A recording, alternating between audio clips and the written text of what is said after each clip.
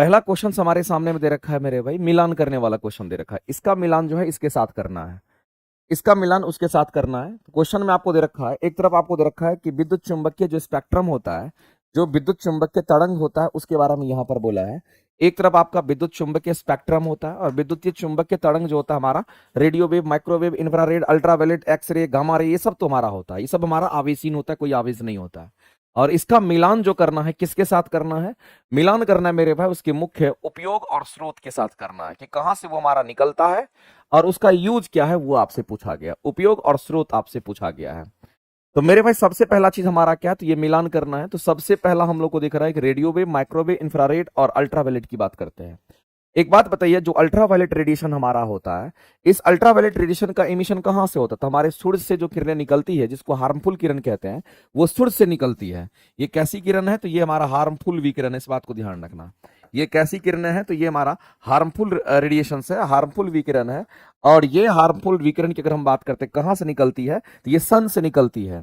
और हार्मफुल विकिरण का जो अवशोषण करता है, इसका जो अवशोषण करता है वो कौन करता है, हमारे वायुमंडल में, मेरे भाई ध्यान रखना, हमारे वायुमंडल में एक परत होता है जिस परत को हम लोग क्या कहते हैं, ओजोन की परत कहते हैं, वही इसका अवशोषण करता था। हार्मफुल विकिरण का अवशोषण कौन करता है, तो याद रखना मेरे भाई, O3 लेयर जिसकी बात हम बात कर रहे थे, ओजोन परत की बात कर रहे हैं, ओजोन लेयर की बात करते हैं। और ये कहां मौजूद होगा, तो ये हमारे स्ट्रेटोस्फेयर में मौजूद होगा।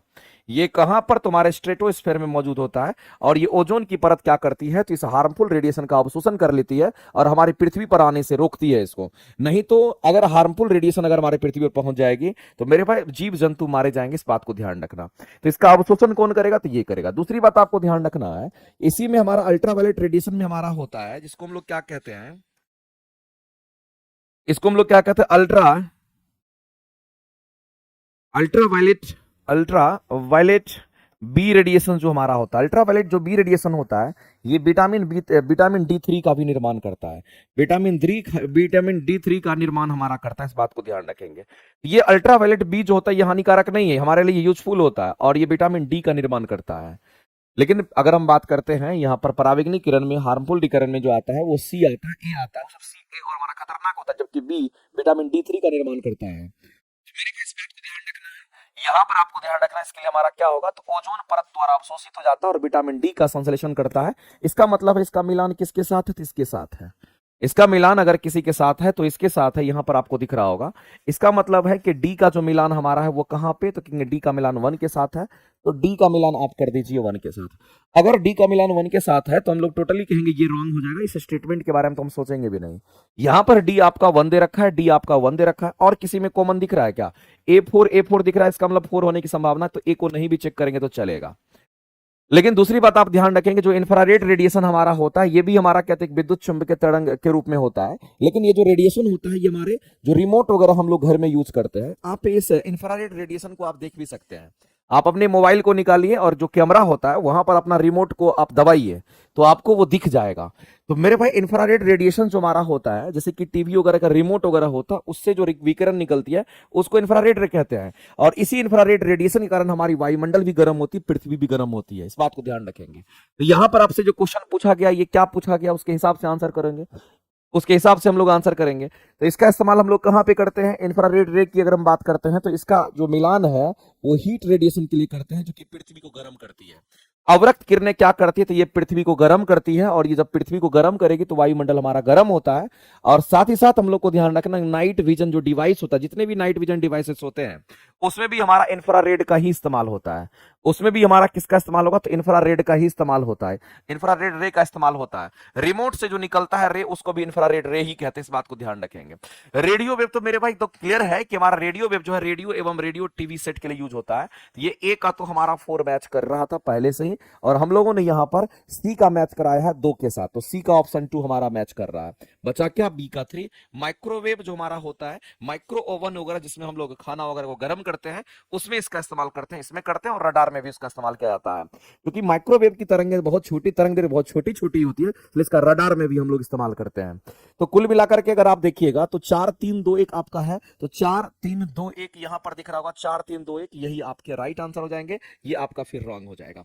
चलिए आगे चलते हैं, छोटा छोटा पॉइंट्स है, इसको आप ध्यान में रखेंगे। आगे चलते हैं, अगला क्वेश्चन हम लोग देखते हैं।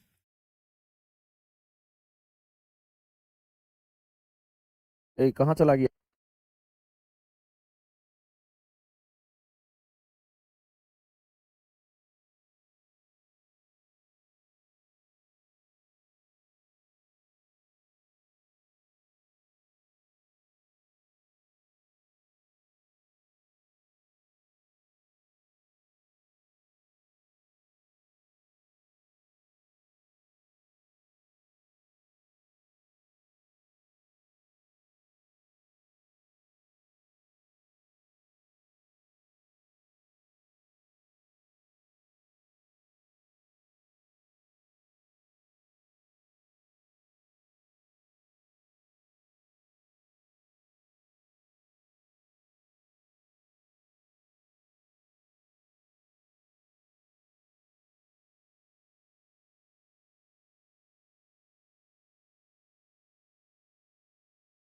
चलिए अगले क्वेश्चन पर हम लोग चलते हैं। अगला क्वेश्चन हमारा क्या कहता है? हिंदी नीचे दे रखा है, ऊपर में इंग्लिश दे रखा है। यहां पर इंग्लिश, हम लोग हिंदी को देखते हैं।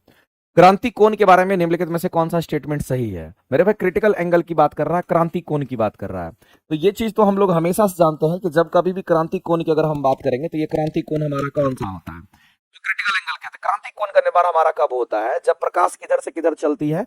तो जब प्रकाश मेरे भाई सघन माध्यम से विरल माध्यम में जाती है। हमेशा जब प्रकाश सघन माध्यम से किधर जाती है? तो सघन से विरल माध्यम में जाती है। जब प्रकाश सघन माध्यम से विरल माध्यम में जाती है तभी आपको क्रांति कोण बनता है। इस बात को ध्यान रखेंगे, तभी आपको क्रिटिकल एंगल आपको देखने को मिलता है।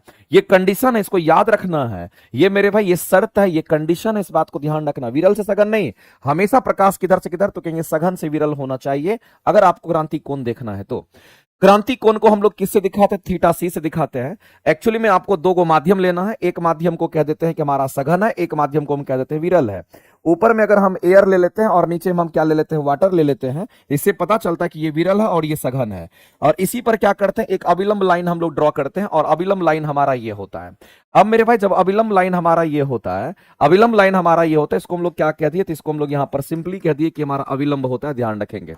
अब होगा क्या कि इसमें प्रकाश हमारा क्या करेगा? तो प्रकाश मान लेते हैं कि हमारा ऐसे हवा से, सॉरी, प्रकाश किधर से किधर जाना चाहिए? तो सघन माध्यम से विरल माध्यम में जाना चाहिए। ये मेरे भाई हमेशा की तरह ऐसा होना चाहिए, इस बात को ध्यान रखेंगे।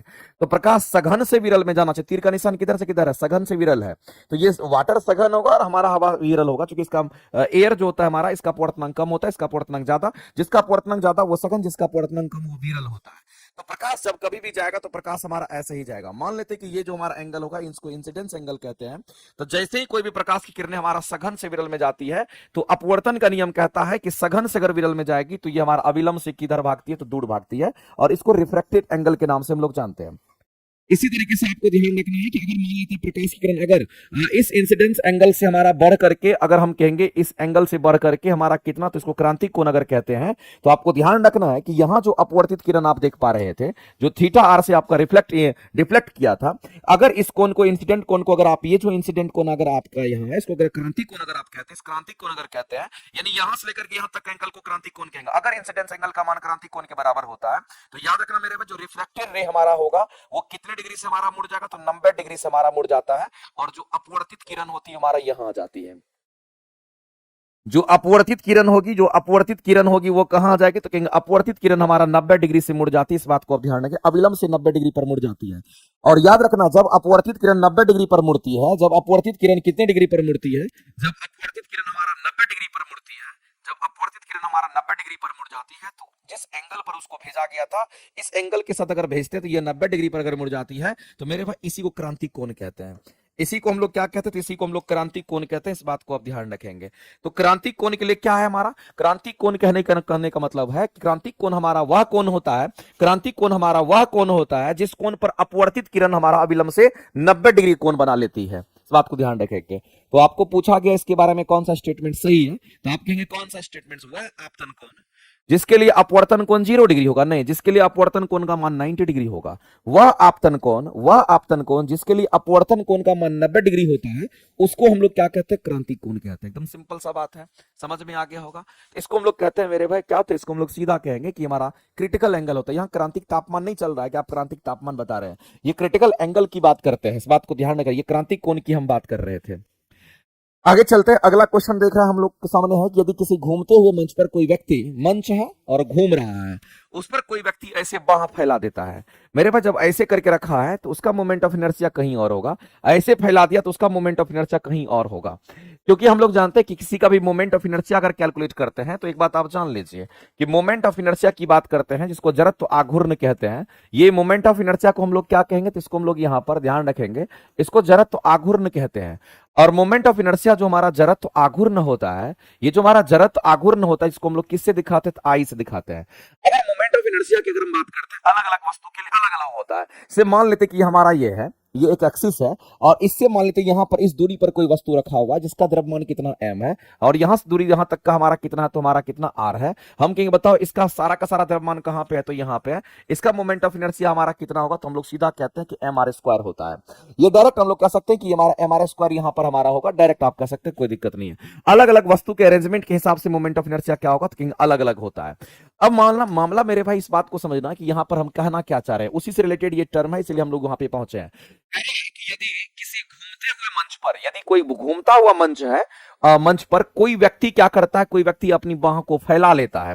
पहले कोई आदमी था, वो अपने बाह को ऐसे मोड़ करके वो आदमी क्या कर रहा था, तो उस पर घूम रहा था। लेकिन अब कहता है कि जो आदमी हम लोग यहां पर ले रहे हैं, वो आदमी अपने हाथ को क्या किया है, तो इस तरह से अपने हाथ को इस तरीके से वो फैला दिया है। अपने हाथ को क्या क्या इस तरीके से वो फैला दिया है, यानी कहने का मतलब मेरे भाई ये साफ साफ है, ये तो उसका पैर है, लेकिन वो अपने हाथ को क्या किया है, पूरी तरीके से वो फैला दिया है। इस बात को ध्यान रखना। जैसे ही वो अपने हाथ को फैलाएगा, जैसे ही वो अपने हाथ को फैलाएगा, जैसे ही वो अपने हाथ को फैलाएगा, मेरे भाई क्या होगा, उसका मोमेंट ऑफ इनर्शिया जो हमारा पहले जिस हिसाब से था, उस हिसाब से मोमेंट ऑफ इनर्शिया का अरेंजमेंट अलग हो जाएगा। क्योंकि यहां से यहां दूरी बढ़ेगा तो मोमेंट ऑफ इनर्शिया का जो वैल्यू होगा वो हमारा कहीं ना कहीं बढ़ जाएगा। क्योंकि अगर आर की वैल्यू बढ़ती है तो मोमेंट ऑफ इनर्शिया का मान हमारा बढ़ जाता है। समझना गौर से। फैला लेता तो मंच का कोणीय वेग कितना होगा, तो मेरे भाई एक बात याद रखना कि मोमेंट ऑफ इनर्शिया का एक फॉर्मूला हमारा होता है, कोणीय वेग के साथ हमारा जो फॉर्मूला होता है वो क्या होता है। एक हम लोग कहते हैं, याद रखना, कोणीय संवेग की हम बात करते हैं। एक हमारा फॉर्मूला होता है कोणीय संवेग का, और ये कोणीय संवेग को हम लोग क्या कहते हैं, एंगुलर मोमेंटम के नाम से जानते हैं। एंगुलर मोमेंटम कहता है, कोणीय संवेग को हम लोग क्या बोलते हैं, तो एंगुलर मोमेंटम के नाम से जानते हैं। और कोणीय संवेग को हम लोग एल से दिखाते हैं। इस बात को ध्यान रखना मेरे भाई। अगर कोई भी चीज हमारा घूम रहा होता है तो उसका कोणीय संवेग हमारा क्या होता है, संरक्षित होता है। तो मान लेते कोई वस्तु अगर घूम रही है, अगर कोई वस्तु घूम रही है तो उसके अबाउट मोमेंट ऑफ इनर्शिया क्या होगा, सॉरी उसके अबाउट अगर हम कहेंगे कोणीय हमारा संवेग क्या होगा। मान लेते ये आदमी था और ये आदमी क्या कर रहा था, यहां पर इस तरीके से ये घूम रहा है, ऐसे ऐसे इस तरीके से घूम रहा है।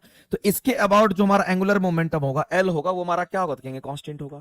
और एंगुलर मोमेंटम का जो फॉर्मूला होता है हमारा क्या होता है, L equal to I omega होता है। एल इक्वल टू हमारा क्या होगा, तो आई ओमेगा। एल की वैल्यू इसके एक्सिस पर कहीं पर भी क्या होगा, तो कहेंगे कांस्टेंट होगा। तो इसको आप मान लीजिए हमारा एंगुलर मोमेंट की वैल्यू कांस्टेंट है। तो बचा मेरे भाई आई ओमेगा इक्वल टू हमारा क्या होगा, तो कहीं यहां पर कांस्टेंट होगा। तो क्वेश्चन में आपको कह रहा है कि बताइए अगर वह आदमी बाह को फैला लेता है तो उसका कोणीय वेग क्या होगा। मेरे भाई जैसे ही वो बाह को फैलागा तो दूरी बढ़ जाएगा, दूरी बढ़ेगा तो मोमेंट ऑफ इनर्शिया बढ़ जाएगा, और मोमेंट ऑफ इनर्शिया अगर बढ़ेगा तो ओमेगा का मान घट जाएगा, यानी ओमेगा का मान घट जाएगा। इसका मतलब मेरे भाई उसका जो कोणीय वेग है, कोणीय वेग को हम ओमेगा से दिखाते हैं, इसका मान ये घट जाएगा। तो इस क्वेश्चन के लिए अगर आंसर करेंगे तो हमारा क्या करेंगे, तो आंसर हमारा बी करेक्ट हो जाएगा। नहीं समझ में आया, आप यहां पर फोकस कीजिए, अपने आप समझ में आ जाएगा। अगर कोई आदमी है, अगर वो घूम रहा है अपने एक्सिस के अबाउट, वो घूम रहा है तो उसका कोणीय वेग कोणीय संवेग संरक्षण रहता है। कोणीय संवेग इसके अबाउट हमारा कांस्टेंट रहेगा, इस बात को आप ध्यान रखेंगे। तो अगर कोणीय संवेग कांस्टेंट रहेगा तो एल कांस्टेंट हो गया, तो I omega equal to constant हो जाएगा। अब कोई व्यक्ति अगर बाह फैलाता है तो इसका मतलब आर की वैल्यू बढ़ जाती है, दूरी बढ़ जाएगा, और जैसे ही आर का मान बढ़ेगा तो मेरे भाई मोमेंट ऑफ इनर्शिया जिसको हम आई कहते हैं, इसका मान बढ़ जाएगा। अगर इसका मान बढ़ेगा तो आई और ओमेगा में उल्टा रिलेशन यहां से मिलेगा, क्योंकि अगर आप इसको लिखना चाहते तो आप ऐसे लिख सकते हैं, आई बिंदु पर समानुपाती हमारा ओमेगा होगा। अगर इसका मान बढ़ेगा तो हमारा ओमेगा का मान घट जाएगा। इसका मतलब अगर आई अगर हमारा बढ़ गया तो ओमेगा का मान हमारा घट जाएगा। इस तरीके से आपको ध्यान रखना है। यही आपसे क्वेश्चन पूछा गया था, क्योंकि यहां पर कोणीय वेग हमारा डिक्रीज कर जाएगा, आपको ध्यान रखना है।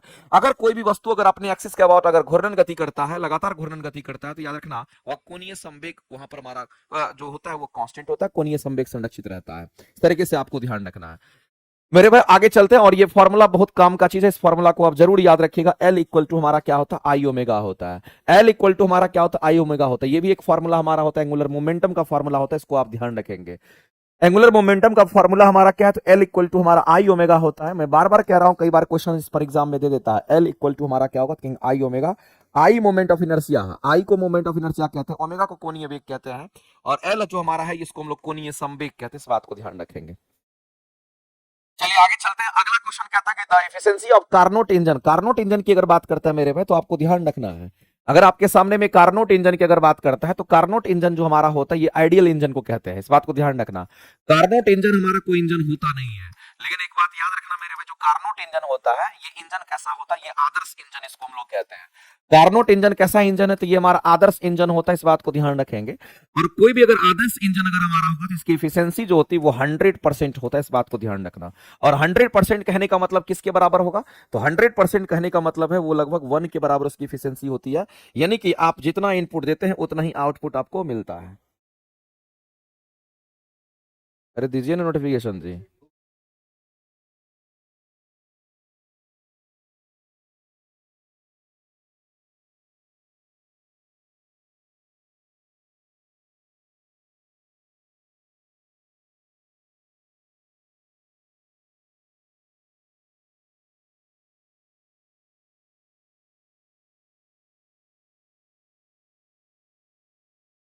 अगर हम लोग बात करते हैं यहाँ पर आदर्श इंजन की, अगर बात करते हैं इसकी एफिशिएंसी कितनी होती है, तो 100% होती है। लेकिन एक बात आप जान लीजिए मेरे भाई, कई बार इस तरह के क्वेश्चन अगर आपको आता है, ये आइडियल इंजन होता है, ये काल्पनिक होता है। ऐसा पॉसिबल नहीं है कि कोई भी इंजन हमारा 100% एफिशिएंट हो। ऐसा कोई इंजन बना ही नहीं आज तक।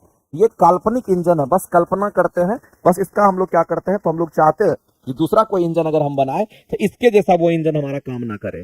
तो कार्नोट इंजन मेरे पास हाइपोथेटिकल होता है, आदर्श इंजन होता है, इसकी एफिशिएंसी 100% होती है। और अगर कोई आइडियल इंजन होता है, तो उसकी एफिशिएंसी का जो जनरलाइज्ड फार्मूला होता है, दक्षता का एफिशिएंसी निकालने का जो फार्मूला होता है, ये हमारा क्या होता है, क्योंकि इसका फार्मूला होता है आउटपुट अपॉन में इनपुट। ये जनरलाइज्ड फार्मूला है। लेकिन मेरे भाई अगर कोई इंजन आदर्श इंजन होता है, तो टेम्परेचर के रूप में हमारा फार्मूला होता है 1 अपॉन में T2 1 माइनस T2 अपॉन में T1 होता है। तो अगर कोई आदर्श इंजन है, तो उसमें हम लोग इसको यूज करेंगे, और टेम्परेचर जो लेंगे वो हमेशा केल्विन में लेते हैं। यहां पर एफिशिएंसी कैलकुलेट करना होगा, तो इसमें टेम्परेचर जो कुछ भी आप यूज करेंगे, वो टेम्परेचर आपको केल्विन में लेकर के सॉल्व करना पड़ेगा। अगर डिग्री सेल्सियस में रख के सॉल्व करेंगे तो आपका काम नहीं बनेगा। तो टेम्परेचर को हम लोग यहां पर क्या करेंगे, तो यहां पर टेम्परेचर को हम लोग केल्विन में लेकर के तब पुट करेंगे। तो मेरे भाई इस तरीके से क्वेश्चन एफिशिएंसी आप निकाल सकते हैं, इसमें कोई दिक्कत नहीं है। तो the efficiency of Carnot cycle depends on which temperature की बात कर रहा है। तो बताइए यहां पर क्या कर रहा है, केवल स्रोत के तापमान पर, केवल सिंक के तापमान पर, स्रोत और सिंक दोनों के तापमान पर करेगा। अब स्रोत और सिंक क्या होता है उसको समझिए। स्रोत और सिंक कहने का मतलब है यहां तो जगह ही नहीं है, नहीं तो आपको बताएं कहां, समझना मेरे भाई। चलो हम यहां पर थोड़ा सा जगह बनाते हैं और इसको समझते हैं। मान लेते हैं कि हमारा ये क्या है, तो कार्नोट इंजन है। इसको हम कह दिए कि एक कार्नोट इंजन है। और अगर ये कार्नोट इंजन है, तो जाहिर सी बात है ये कहीं ना कहीं से तो उष्मा लेता होगा, और ये ज्यादा तापमान जहां का वहां से ये उष्मा लेता है। इसको हम लोग कह देते हैं कि चूंकि ये यहां से उष्मा लेता है, इसको हम लोग सोर्स टेम्परेचर कहते हैं। जहां से वो लेता है उसको सोर्स टेम्परेचर हम कहते हैं। और मेरे भाई जाहिर सी बात है कि कुछ वर्क में ये कन्वर्ट करेगा, तो जाहिर सी बात है ये हमारा क्या होगा, क्योंकि यहाँ पर कुछ अगर मान लेते हैं कि कुछ हमारा कंप्लीट करके वर्क में चला गया, जो हीट दिए वो हमारा वर्क में चला गया, तो मेरे भाई हम लोगों को क्या होगा कि इसको Q1 कह देते हैं, यहाँ पर हमारा Q2 हो जाएगा। और हम कहेंगे कुछ हमारा सिंक में ये टेम्परेचर, इसको T2 कह देते हैं, और ये सिंक का टेम्परेचर होता है, जिसका वो इंजन यूज नहीं कर पाए, सिंक का तापमान होगा, इसको सिंक टेम्परेचर कहते हैं। तो सिंक टेम्परेचर जो होता है हमेशा कम होगा, सोर्स टेम्परेचर ज्यादा होगा, ज्यादा तापमान से उसमें आएगा, कुछ हमारा वर्क में कन्वर्ट होगा, और साथ ही साथ हम कहेंगे कुछ हमारा इसमें चला जाएगा।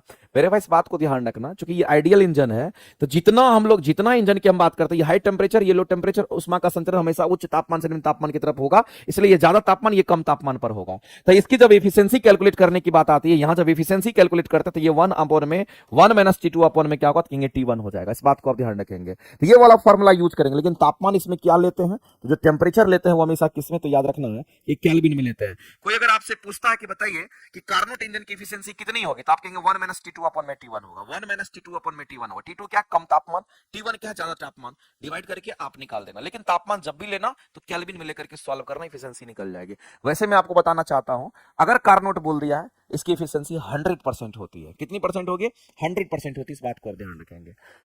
तो मेरे भाई ये हमारा सोर्स टेम्परेचर और सिंक टेम्परेचर दोनों पर निर्भर कर रहा है, एफिशिएंसी इसका मतलब इस क्वेश्चन का अगर आंसर करेंगे तो ऑप्शन नंबर क्या होगा, ऑप्शन नंबर आप सी के साथ जाएंगे। सी ऑप्शन आपके लिए क्या होगा, तो यहां पर राइट हो जाएगा। ऑप्शन नंबर सी जो होगा वो करेक्ट हो जाएगा कार्नोट इंजन में। कार्नोट इंजन कैसा इंजन है मेरे भाई, हाइपोथेटिकल है, और ये आदर्श इंजन, आदर्श कोई भी चीज हाइपोथेटिकल ही होता है, वो वास्तविक नहीं होता है। अगला कहता है कि बताइए जियो स्टेशनरी सैटेलाइट की अगर हम बात करते हैं मेरे भाई, इस बात को ध्यान रखना,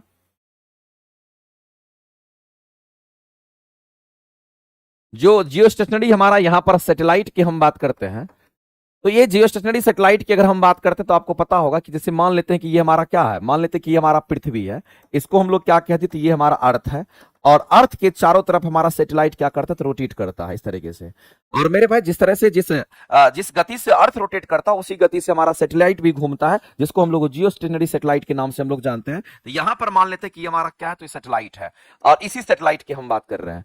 अब ये अर्थ है, और अर्थ से सैटेलाइट जो हमारा कितने दूरी पर होता है, ये जो रेंज होता है, ये कितना दूरी का रेंज होता है मेरे भाई, तो याद रखना इसका रेंज ये 36 नहीं, ये 35,786 किलोमीटर के रेंज तक ये काम करता है।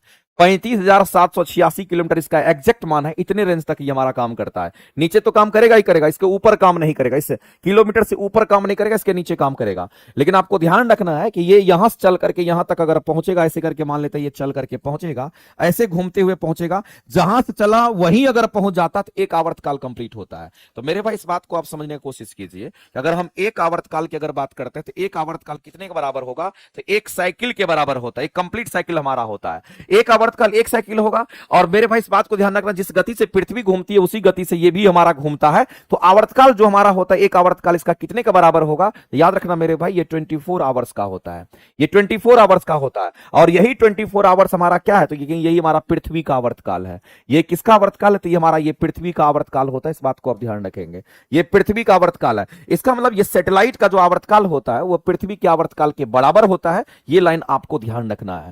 जिस तरह से पृथ्वी गति करेगी उस तरह से ये भी गति करेगा, आवर्तकाल दोनों का सेम होगा, दोनों सेम टाइम में एक कंप्लीट हमारा रोटेशन पूरा करेगा। बताइए, आपसे आवर्तकाल पूछा गया है, क्योंकि पृथ्वी का जो आवर्तकाल होता है, पृथ्वी 24 घंटे में अपने एक्सिस पर एक कंप्लीट रोटेशन अगर कर लेती है तो उसका आवर्तकाल कहलाता है। तो मेरे भाई इस क्वेश्चन में अगर आंसर करेंगे तो ऑप्शन नंबर हमारा क्या होगा, तो बी होगा। अगर कोई भी चीज अगर अपना कंप्लीट रोटेशन अगर एक कंप्लीट रोटेशन करता है, इसका मतलब एक आवर्तकाल कंप्लीट करता है, तो आवर्तकाल आप किसी का भी निकाल सकते हैं जो घूर्णन गति करता है। चलिए आगे चलते हैं। अगला है कि मेरे भाई एक बैलेंस कंडीशन में व्हीटस्टोन ब्रिज के बारे में पूछा गया है, और आप थ्योरी वगैरह में भी पढ़ते रहते होंगे। व्हीटस्टोन ब्रिज के जो क्वेश्चन हमारे सामने आता है, तो हमने आपको कई बार बताया भी कि इससे क्वेश्चन पूछेगा तो यही पूछता है। अगर व्हीटस्टोन ब्रिज की अगर हम बात करते हैं तो आपको ध्यान रखना है, ये जो हमारा व्हीटस्टोन ब्रिज होता है, यहां पर संतुलित व्हीटस्टोन ब्रिज की बात कर रहा है, ये संतुलित अवस्था की हम बात कर रहा। और मेरे भाई इस बात को ध्यान रखना कि जो हमारा व्हीटस्टोन ब्रिज होता है, इससे अननोन रेजिस्टेंस को फाइंड आउट करते हैं। इससे हम लोग किसका पता लगाते हैं, जो रेजिस्टेंस नहीं पता होता उसका पता लगाते हैं, यानी अननोन रेजिस्टेंस का पता लगाने के लिए इसका इस्तेमाल करते हैं। इस बात को ध्यान रखेंगे, इसका पता हम लोग अननोन रेजिस्टेंस का पता लगाने के लिए इसका इस्तेमाल करते हैं। इस बात को आप ध्यान रखेंगे, अननोन रेजिस्टेंस का पता लगाने के लिए इसका इस्तेमाल करते हैं, किसका, तो व्हीटस्टोन ब्रिज का। लेकिन अगर कोई संतुलित अवस्था में अगर हमारा होता है, तो व्हीटस्टोन ब्रिज का तो डायग्राम आप सभी ने देखा होगा, नहीं देखे होंगे तो आप देख लीजिए, ऐसा हमारा व्हीटस्टोन ब्रिज का डायग्राम होता है। ये अगर डायग्राम अगर आपसे कोई पूछता है ये किसका डायग्राम है, तो आप मेरे भाई बेफिक्र करके बता सकते हैं कि ये व्हीटस्टोन ब्रिज का डायग्राम होगा। और ये कहीं ना कहीं हमारा बैटरी से कनेक्टेड होता है, एक तरफ प्लस तो दूसरे तरफ हमारा क्या होगा, तो माइनस से हमारा कनेक्टेड होगा। अब यहां पर मामला क्या है, एक तरफ प्लस और एक तरफ तो माइनस हमारा हो गया, बैटरी से कनेक्ट हम लोग कर दिए, एक तरफ हमारा प्लस तो एक तरफ हमारा माइनस, एक तरफ प्लस तो एक तरफ माइनस। अब क्या होता है मेरे भाई, तो यहां पर बीच में क्या लगा रहता है, तो बीच में गैल्वेनोमीटर हमारा लगा रहता है, यहां पर गैल्वेनोमीटर लगा रहता है। और इस रेजिस्टेंस को अगर हम P कह दिए तो इसको Q कह दिए, इसको क्या कह दिए, R कह दिए, तो इसको S कह दीजिए। आपको मानना है तो आप R1 R2 R3 R4 भी मान सकते, चलता है। जिसको मानना है P1 P2 P3 P4 भी मान लीजिए, मेरे भाई रेजिस्टेंस का बस नाम दिए हैं। अब आपको ध्यान रखना, जब संतुलित अवस्था में अगर कोई हमारा व्हीटस्टोन ब्रिज होता है, तो आमने सामने का रेजिस्टेंस का जो गुणनफल होगा वो आपस में बराबर होता है। तो आमने सामने का हमारा रेजिस्टेंस कितना है, तो P गुना S हो जाएगा। P गुना क्या होगा, तो P गुना S नहीं, P गुना Q नहीं, P गुना S होगा। P गुना आमने सामने है, और ये दोनों आपस में क्या है, तो बराबर होगा। इसका मतलब R गुना में Q हमारा बराबर हो जाएगा। तो व्हीटस्टोन ब्रिज में हम लोग को ये पता चल गया कि जब भी व्हीटस्टोन ब्रिज संतुलित अवस्था में होगा, तो आमने सामने का रेजिस्टेंस का जो गुणनफल होगा आपस में बराबर होता है। ठीक है, यहां से आप निकाल सकते, ये पता है, ये पता है, ये पता है, ये नहीं पता, होता है तो आप उसको फाइंड आउट कर सकते हैं, उसमें कोई दिक्कत नहीं है। दूसरी बात आपको ध्यान रखना मेरे भाई, जब हमारा स्टेबल कंडीशन में होता है, जब हम लोग हमारा ये स्टेबल कंडीशन में होता है तो यहाँ का पोटेंशियल और यहाँ का पोटेंशियल सेम होता है। अगर मेरे भाई आपको ध्यान रखना कि यहाँ का पोटेंशियल और यहाँ का पोटेंशियल अगर सेम हो जाता है, अगर यहाँ का पोटेंशियल भी है तो यहाँ का पोटेंशियल भी है, अगर यहाँ पर 5 वोल्ट है तो यहाँ भी 5 वोल्ट होगा, यहाँ 10 वोल्ट है यहाँ 10 वोल्ट होगा, लेकिन किस अवस्था में? संतुलित अवस्था में। तो इन दोनों जगह का पोटेंशियल सेम होता है। और मेरे भाई समान विभव की अगर हम बात करते हैं, आप पढ़ते होंगे कि समान विभव की अगर बात करते हैं, समान विभव पर विद्युत धारा प्रवाहित नहीं होती है, विद्युत धारा प्रवाहित नहीं होता, ये बात आप सभी लोग जानते होंगे। समान विभव पर विद्युत धारा प्रवाहित नहीं होती है, प्रवाहित नहीं होती, समान विभव पर विद्युत धारा प्रवाहित नहीं होती, ये बात आप सभी लोग जानते होंगे। समान विभव कहने का मतलब ये समझ लीजिए, ये एक तार है और इस तार में यहां का वोल्टेज 5 वोल्ट कर दीजिए और यहां का भी वोल्टेज अगर आप 5 वोल्ट कर देंगे तो इससे कोई करंट हमारा पास नहीं करेगा। सेम कहानी यहां पर भी हो रहा है, यहां का वोल्टेज और यहां का वोल्टेज समान, इसका मतलब समान विभव है। इसका मतलब मेरे भाई गैल्वेनोमीटर से कोई करंट हमारा पास नहीं करेगा, इसकी वैल्यू 0 हो जाएगी। तो मेरे भाई जब संतुलित अवस्था में आता तो एक कंडीशन तो ये हो गया, दूसरा कंडीशन आप कह सकते हैं कि गैल्वेनोमीटर से कोई करंट हमारा पास नहीं करता। इस बात को भी आप ध्यान रखेंगे, क्योंकि इस जगह का पोटेंशियल और इस जगह का पोटेंशियल हमारा सेम हो जाता है और सेम पोटेंशियल पर कोई भी हमारा करंट पास गैल्वेनोमीटर में नहीं करेगा, क्योंकि समान विभव पर करंट हमारा पास नहीं करता है। अगर विभव अगर अलग अलग होता तो करंट पास करता है, समान विभव पे नहीं करता है। अब आपको बताना है मेरे भाई कि संतुलित स्थिति में आपको क्वेश्चन पूछ रहा है, बताइए कि गैल्वेनोमीटर से कितना करंट पास करेगा, ये क्वेश्चन पूछा है। अगर संतुलित अवस्था में है तो गैल्वेनोमीटर से कितना करंट पास करेगा, तो आप सीधा कहेंगे सर अगर संतुलित अवस्था कह दिया तो हमारा समान विभव होगा, इस जगह का और इस जगह का समान विभव होगा, इस तार से कोई भी करंट पास नहीं करेगा, यानी कि गैल्वेनोमीटर से कोई करंट नहीं पास करेगा। इसका मतलब गैल्वेनोमीटर से 0 करंट पास करेगी। इसका मतलब है मेरे भाई इस क्वेश्चन के आंसर करेंगे कि शून्य पास करेगी। देखो मिनिमम लिखा और शून्य लिख दिया तो हम लोग उसी को आंसर कर लेंगे, इसी को हम लोग आंसर कर लेंगे। और यहां पर हम लोग क्यों आंसर कर रहे हैं, क्योंकि आपको यहां पर शून्य लिखा हुआ, उससे कोई करंट हमारा प्रवाहित धारा जो होगी वो क्या होगी, कहेंगे शून्य होगी, शून्य होगी। इस बात को ध्यान रखना, ऑप्शन नंबर बी करेक्ट करेंगे। तो इतना बात कम से कम ध्यान रखना पड़ेगा। इजी है लेकिन आप समझ में आ गया होगा, कोई दिक्कत नहीं है। सर समझ में नहीं आता है, रंजीत कुमार जी क्या दिक्कत हो गया बताइए तो। सुभाष जी बताइए, Ranjeet Kumar ji current flow due to potential difference, बिल्कुल बिल्कुल जाहिर सी बात है, विभव में अंतर होगा तभी करंट पास करता है। बैटरी आप क्यों लगाते हैं, एक तरफ प्लस एक तरफ माइनस, प्लस वाले को उच्च विभव कहते हैं, माइनस वाले को निम्न विभव कहते हैं, तो उच्च विभव से निम्न विभव में करंट पास करता है। लेकिन अगर दोनों अगर मान लेते हैं प्लस हो जाएगा तो करंट पास नहीं करेगा। अगर दोनों प्लस में समान वोल्टेज होगा, अगर +5 फिर भी करंट पास नहीं करेगा, लेकिन अगर कोई +5 है कोई अगर +2 है तो करंट पास करेगा। विभव में अंतर बस होना चाहिए था। करंट पास करने के लिए मेरे भाई विभव में अंतर होना जरूरी होता है, और विभवांतर पैदा करने के लिए हम बैटरी लगाते हैं।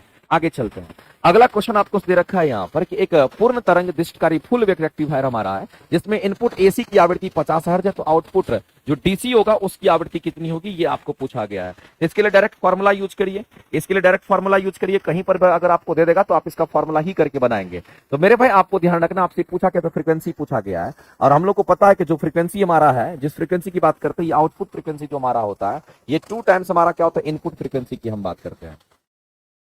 आउटपुट फ्रीक्वेंसी 2 गुना हमारा क्या कहेंगे इनपुट फ्रीक्वेंसी का होता है, तो 2 आपको दे रखा है, और इनपुट फ्रीक्वेंसी हमारा कितना दे रखा है, तो मेरे भाई इनपुट फ्रीक्वेंसी 50 हर्ट्ज दे रखा है, तो 50 से गुना कर दीजिए, यानी आपका ये कितना हर्ट्ज हो जाएगा, तो हमारा आउटपुट फ्रीक्वेंसी हमारा कितना, तो 100 हर्ट्ज होगा।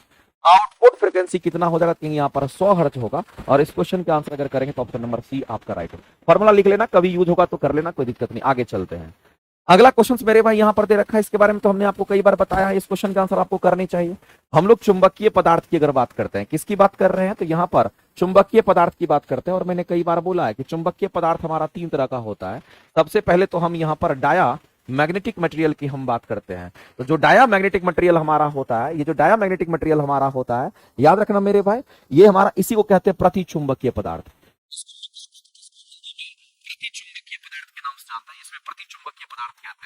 और मेरे भाई इसमें रिपल्सन का गुण होता है, इसमें कैसा गुण होता है, तो इसमें रिपल्सन का गुण होता है। इस बात को ध्यान रखना। जैसे मान लेते हैं कि यहाँ पर हमारा नॉर्थ पोल है, दो हम लोग क्या लेते हैं, यहाँ पर मैग्नेट लेते हैं, ये हमारा नॉर्थ पोल और साउथ पोल है।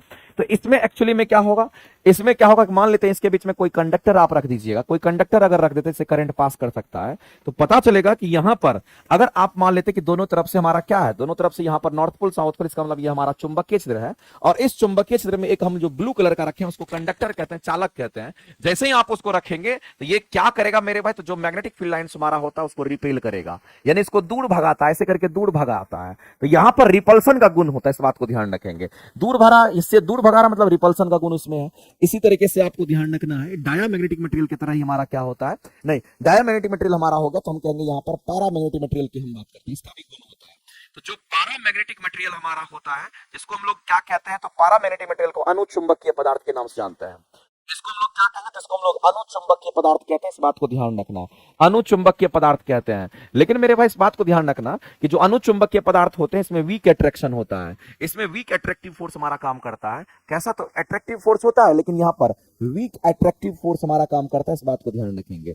अब जैसे पैरामैग्नेटिक मटेरियल में अगर आप देखना चाहते हैं तो दोनों तरफ आप क्या कीजिए, तो चुंबकीय क्षेत्र बनाइए, और चुंबकीय क्षेत्र बनाने के लिए आपको नॉर्थ पोल और साउथ पोल दिखाना पड़ेगा। ये चुंबकीय क्षेत्र बन गया, एक चुंबक में ही ऐसा होता है। अब इसके बीच में किसी कंडक्टर को ला करके रख दीजिए, मान लेते एक कंडक्टर को लेकर के यहां पर आए, तो पता चला कि ये क्या कर रहा है, जो फील्ड लाइंस हमारा है नॉर्थ से निकलती है साउथ में जाती है, उसको ऐसे करके मोड़ रहा है, ये ऐसे करके उसको क्या कर रहा है, तो ऐसे करके वो अपनी तरफ खींच रहा है। इसका मतलब कहीं ना कहीं यहाँ पर अट्रैक्टिव फोर्स काम कर रहा है, या रिपल्सिव फोर्स काम कर रहा है, इसलिए दूर भगा रहा है। लेकिन वीक अट्रैक्शन होता है, पूरी तरीके से नहीं होता है। और तीसरे की अगर हम बात करते हैं, तीसरा हमारा क्या होता है, इसको हम लोग फेरोमैग्नेटिक मटेरियल के नाम से हम लोग जानते हैं। इसको हम लोग क्या कहते हैं, तो फेरो मैग्नेटिक मटेरियल हम लोग कहते हैं। और जो फेरोमैग्नेटिक मटेरियल होता है इसमें मेरे भाई स्ट्रॉन्ग रिपल्सिव फोर्स होता है, इसको लो चुंबकीय कहते हैं। और ये हमारा कैसा होता है, स्ट्रॉन्ग अट्रैक्टिव फोर्स होता है। यहां पर कैसा फोर्स होगा, तो स्ट्रॉन्ग अट्रैक्टिव फोर्स हमारा काम करता है, इस बात को ध्यान रखेंगे। इसमें भी आपको नॉर्थ पोल साउथ पोल बना करके मैग्नेटिक फील्ड दिखाना पड़ेगा। ये चुंबकीय क्षेत्र हमारा बन गया, एक तरफ नॉर्थ पोल एक तरफ साउथ पोल। इसके बीच में किसी कंडक्टर को ला करके अगर आप रख देते हैं, यहां पर अगर ला करके रख देते हैं, तो पता चलेगा कि जितने भी मैग्नेटिक फील्ड लाइंस हमारा नॉर्थ पोल से निकलेगी वो सभी को ये आकर्षित करता चला जाएगा, और बहुत ही पास पास आकर्षित करेगा, ऐसे करके बहुत ही पास पास करेगा। इसका मतलब है यहां पर पूरा खींच लेता है अपने तरफ मेरे भाई। ये हमारा स्ट्रॉन्ग अट्रैक्टिव होता है। इतना बात मेरे भाई आपको जानना चाहिए, और इसके बारे में मैंने आपको क्लासेस में कितनी बार बताया है। अब देखिए यहां पर पैरामैग्नेटिक मटेरियल, यहां अनुचुंबकीय, इसके बारे में बात कर रहे हैं। अनुचुंबकीय यहां पे है, अनुचुंबकीय पदार्थ हमारा चुंबकीय क्षेत्र में जो अनुचुंबकीय पदार्थ होंगे, अनुचुंबकीय पदार्थ जो ब्लू कलर का आपको देखिए अनुचुंबकीय पदार्थ है, ये हमारा अनुचुंबकीय पदार्थ, ये अनुचुंबकीय पदार्थ ब्लू वाला जो हमारा कह रहा है, उसको चुंबकीय क्षेत्र में रखना। दोनों तरफ नॉर्थ पोल साउथ पोल बना दिया तो हमारा चुंबकीय क्षेत्र बन गया, और उसी में इसको रख देना। रखने पर मेरे भाई हमारा कैसा, तो कहेंगे यहां पर वीक अट्रैक्टिव फोर्स काम करता है। तो मेरे भाई स्टेटमेंट हमारा क्या, तो कहेंगे सही है। अगला डायमैग्नेटिक सब्सटेंस की बात कर रहा है, यानी इसकी बात कर रहा है। तो जाहिर सी बात है कि हम लोग अगर जो प्रतिचुंबकीय पदार्थ होगा, उस प्रतिचुंबकीय पदार्थ को चुंबकीय क्षेत्र में अगर हम रखते हैं, तो यहां पर ध्रुवल रूप से हमारा प्रतिकर्षित बल लगता है। तो जाहिर सी बात है मेरे भाई यहां पर आकर्षित बल नहीं लगेगा, यहां रिपल्सिव फोर्स को हम लोग प्रतिकर्षित बल कहते हैं, ये हमारा काम करता है। ये भी स्टेटमेंट हमारा सही हो गया। तो मेरे भाई ये दोनों स्टेटमेंट हमारे सही है, पहला और दूसरा दोनों सही है। तो आप आंसर क्या करेंगे, ऑप्शन नंबर आपका सी करेक्ट हो जाएगा। Both 1 and 2 are correct, both 1 and 2 are क्या होगा, कहेंगे करेक्ट करेंगे। ठीक है, आगे चलते हैं, अगला क्वेश्चन देखते हैं। अगला कह रहा है मेरे भाई ब्रेस्टर एंगल हमारा क्या होता है। ब्रेस्टर एंगल हम की अगर बात करते हैं, जो ब्रेस्टर एंगल हमारा होता है इसको हम लोग पोलराइजर एंगल के नाम से भी जानते हैं। एकदम आसान है। पोलराइजर एंगल की अगर बात करते हैं तो मेरे भाई इस बात को ध्यान रखना, ये जो हमारा पोलराइजर एंगल की अगर बात करते हैं, पोलराइजर एंगल की अगर हम बात करते हैं, तो इसी पोलराइजर एंगल को क्या कहते हैं, तो ब्रेस्टर एंगल के नाम से हम लोग जानते हैं।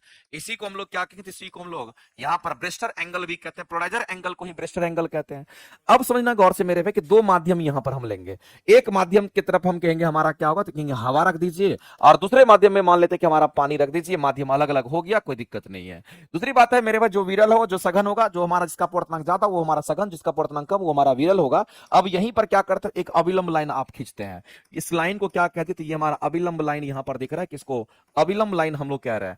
अब मेरे भाई क्या करना है, तो हम कहेंगे जैसे मान लेते हैं कि कोई प्रकाश हमारा अनपोलराइज्ड लाइट हमारा है, जब प्रकाश अनपोलराइज्ड है तो यहां से ये प्रकाश जैसे हमारा इस पर पड़ती है, जैसे ही ये प्रकाश मेरे भाई यहां पर पड़ेगी, तो जाहिर सी बात है जब प्रकाश पड़ेगी तो ये क्या करेगा, ऐसे करके दिखाते थोड़ा और बेहतर तरीके से, थोड़ा और समझ में आपको आएगा।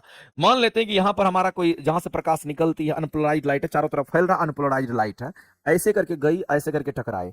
जब ऐसे करके टकराएगी तो पता चलेगा कि यहां पर अपवर्तन होगा, क्योंकि हवा से अगर पानी में जा रहा है मेरे भाई, तो जाहिर सी बात है विरल से सघन में अगर प्रकाश की किरणें अगर जाएगी तो अविलंब की ओर मुड़ जाएगी, यानी इधर की ओर मुड़ जाएगी।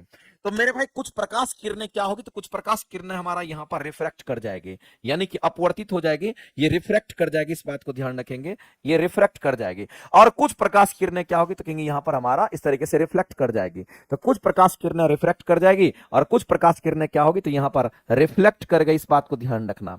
अब मेरे भाई इस बात को ध्यान रखना कि जब रिफ्लेक्शन और रिफ्रैक्शन के बीच में अगर ये एंगल अगर 90 डिग्री का अगर हमारा होता है, तो ये जिस एंगल से इंसिडेंस किया है उसी एंगल को हम लोग क्या कहते हैं, उसी एंगल को पोलराइजेशन एंगल कहते हैं। तो रिफ्लेक्शन रे और हमारा रिफ्लेक्टेड रे के दोनों बीच में 90 डिग्री हमारा जिस एंगल से भेजने पर बनता है, उसी को हम लोग क्या कहते हैं, पोलराइजेशन एंगल कहते हैं, पोलराइजर एंगल कहते हैं, ब्रेस्टवर एंगल के नाम से हम लोग जानते हैं। तो अब आपके क्वेश्चन यहां पर दे रखे हैं, उसके हिसाब से आप चलिए। कह रहा है कि बताइए कि ब्रेस्टवर एंगल हमारा क्या होता है जब अध्रुवित प्रकाश किसी पारदर्शी माध्यम, पारदर्शी का मतलब प्रकाश आर पार हो सकता है, माध्यम सतह से आपतित होती है, तो क्या होगी। तो आपको ध्यान रखना मेरे भाई, यहां कह रहा है कि परावर्तित प्रकाश पूर्णतः समतल ध्रुवित होता है और अपवर्तित प्रकाश आंशिक रूप से ध्रुवित होता है। यहां तो क्लियरिटी, हाँ यहीं पर मेरे भाई ये चीज आपको क्लियरली दिख रहा है, समझना गौर से। यहां पर कहते हैं, यहां हिंदी यहां लिखा हुआ है, कह रहा है कि परावर्तित प्रकाश जो होगा, परावर्तित प्रकाश पूर्णतः समतल ध्रुवित हमारा होता है और जो अपवर्तित हमारा प्रकाश है वो आंशिक रूप से ध्रुवित होता है। ये आंशिक रूप से ध्रुवित होगा, ये हमारा पूरी तरीके से ध्रुवित हो जाता है। तब कहता है कि परावर्तित किरणें और अपवर्तित किरणें, ये परावर्तित किरण reflection angle, reflection reflected ray, और ये रिफ्रैक्टेड रे जिसको अपवर्तित किरण कहते हैं। परावर्तित किरण, अपवर्तित किरण, ये आपतित किरण है। तो परावर्तित किरण और अपवर्तित किरण हमारा एक दूसरे पर लंबवत होता है। तो मेरे भाई परावर्तित किरण, अपवर्तित किरण हमारा एक दूसरे पर कैसी होती है, लंबवत होती है। तो ये घटना आपको देखने को मिलता है। इस क्वेश्चन के लिए अगर आंसर करेंगे तो ऑप्शन नंबर ए ही आपका करेक्ट हो जाएगा। ऑप्शन नंबर ए ही आपका क्या होगा कि यहां पर हमारा राइट हो जाएगा, इसमें कोई दिक्कत नहीं है। एंगल हमारा दोनों के बीच में 90 डिग्री का होना चाहिए। तो इस कोण को क्या कहेंगे, तो इसको पोलराइजर एंगल कहते हैं। आगे चलते हैं, बीटा डीके की बात करते हैं। मेरे भाई बीटा का क्षय जो होता है, बीटा डीके की बात करते हैं। तो जब कभी भी आपको पता होगा कि कोई भी अगर रेडियो एक्टिव एलिमेंट होता है, हम किसकी बात कर रहे हैं, तो अगर कोई रेडियो एक्टिव एलिमेंट अगर हमारा होता है, तो इसी रेडियो एक्टिव एलिमेंट से क्या निकलता है, अल्फा बीटा गामा का इमिशन होता है। तो अगर कोई रेडियो एक्टिव एलिमेंट है तो इससे अल्फा का इमिशन होगा, ये अल्फा कण का इमिशन होगा। यहां से अल्फा कण का इमिशन होता है मेरे पास, इमिशन कहने का मतलब उत्सर्जन होता है। यहां से हमारा बीटा कण का भी इमिशन होता है, अल्फा कण का इमिशन होगा, साथ ही साथ यहां पर बीटा कण का भी इमिशन होता है, और साथ ही साथ मेरे भाई यहां पर गामा कण का इमिशन भी होता है। यहां पर गामा कण का इमिशन होता है, इस बात को आप ध्यान रखेंगे। तो अल्फा का भी इमिशन होगा, बीटा का भी इमिशन होगा, गामा का इमिशन हो गया। अगर किसी का भी इमिशन अगर हो रहा है, इसका मतलब उसका क्षय हो रहा है। उसका मतलब क्या हो रहा है, वहां से उत्सर्जित हो रहा है, इसका मतलब उसका क्षय हो रहा है। तो अल्फा का भी क्षय, बीटा का भी क्षय और गामा का भी क्षय होता है। लेकिन कहां से होता है, तो वहीं से होता है जिसको रेडियो एक्टिव एलिमेंट हम कहते हैं। तो रेडियो एक्टिव एलिमेंट हमारा वो एलिमेंट होता है जो अल्फा बीटा गामा तीनों का इमिशन करता, तीनों का उत्सर्जन करता। ये चीज आपको ध्यान रखना। अब अगर हम बीटा क्षय की अगर बात करते हैं, इस पर हम लोग आते हैं मेरे भाई। जब हम बीटा क्षय की हम बात करते हैं, अगर हम यहां पर बीटा क्षय की अगर बात करते हैं, जो बीटा का इमिशन हमारा होता है, इसकी अगर हम बात करते हैं, तो आपको ये बात समझना है कि बीटा क्षय के लिए क्या इंपॉर्टेंट है, उसको जानना जरूरी है। और उसी तरीके से आपको यहां पर क्वेश्चंस को सॉल्व करना है। अगर कहीं पर मान लेते हैं कि बीटा का इमिशन होता है, तो इसके लिए हम लोग क्या जानते हैं, एक बीटा का इमिशन अगर मान लेते हैं कोई एक्स एलिमेंट हमारा ए है और उसकी परमाणु संख्या ए है, द्रव्यमान संख्या क्या है, बी है। अगर इससे एक बीटा कण का इमिशन अगर होता है, यहां से अगर एक बीटा कण अगर हमारा निकलता, एक बीटा कण का अगर हमारा इमिशन यहां से होता है, तो आपको ध्यान रखना है ये एलिमेंट बदल जाएगा और ये एलिमेंट हमारा मान लेते हैं वाई हो गया। और हम जानते हैं कि एक बीटा कण का इमिशन अगर होता है तो परमाणु संख्या में एक जुट जाता है, यानी a+1 हो जाएगा, और द्रव्यमान संख्या जितना रहता है उतना ही इसका रह जाता है, उसमें कोई परिवर्तन नहीं होगा। तब क्या होगा मेरे भाई, तो इस बात को ध्यान रखना कि एक बढ़ गया, इसका मतलब कहीं ना कहीं इलेक्ट्रॉन, एक इलेक्ट्रॉन की अगर हम बात करते हैं, एक इलेक्ट्रॉन जो हमारा होगा वो हमारा क्या होगा, क्योंकि यहां पर हमारा इलेक्ट्रॉन की अगर हम बात करते हैं, हमारा इलेक्ट्रॉन भी हमारा बाहर निकलेगा। और साथ ही साथ मेरे भाई हम कहेंगे यहां से कुछ हमारा एंटी न्यूट्रिनो भी हमारा बाहर निकलता है। क्या बाहर निकलता है, एंटी न्यूट्रॉनों की अगर हम बात करते हैं, एंटी न्यूट्रॉनिक की अगर बात करते हैं, ये भी हमारा यहां से बाहर निकलता है, ये भी हमारा बाहर निकलता है।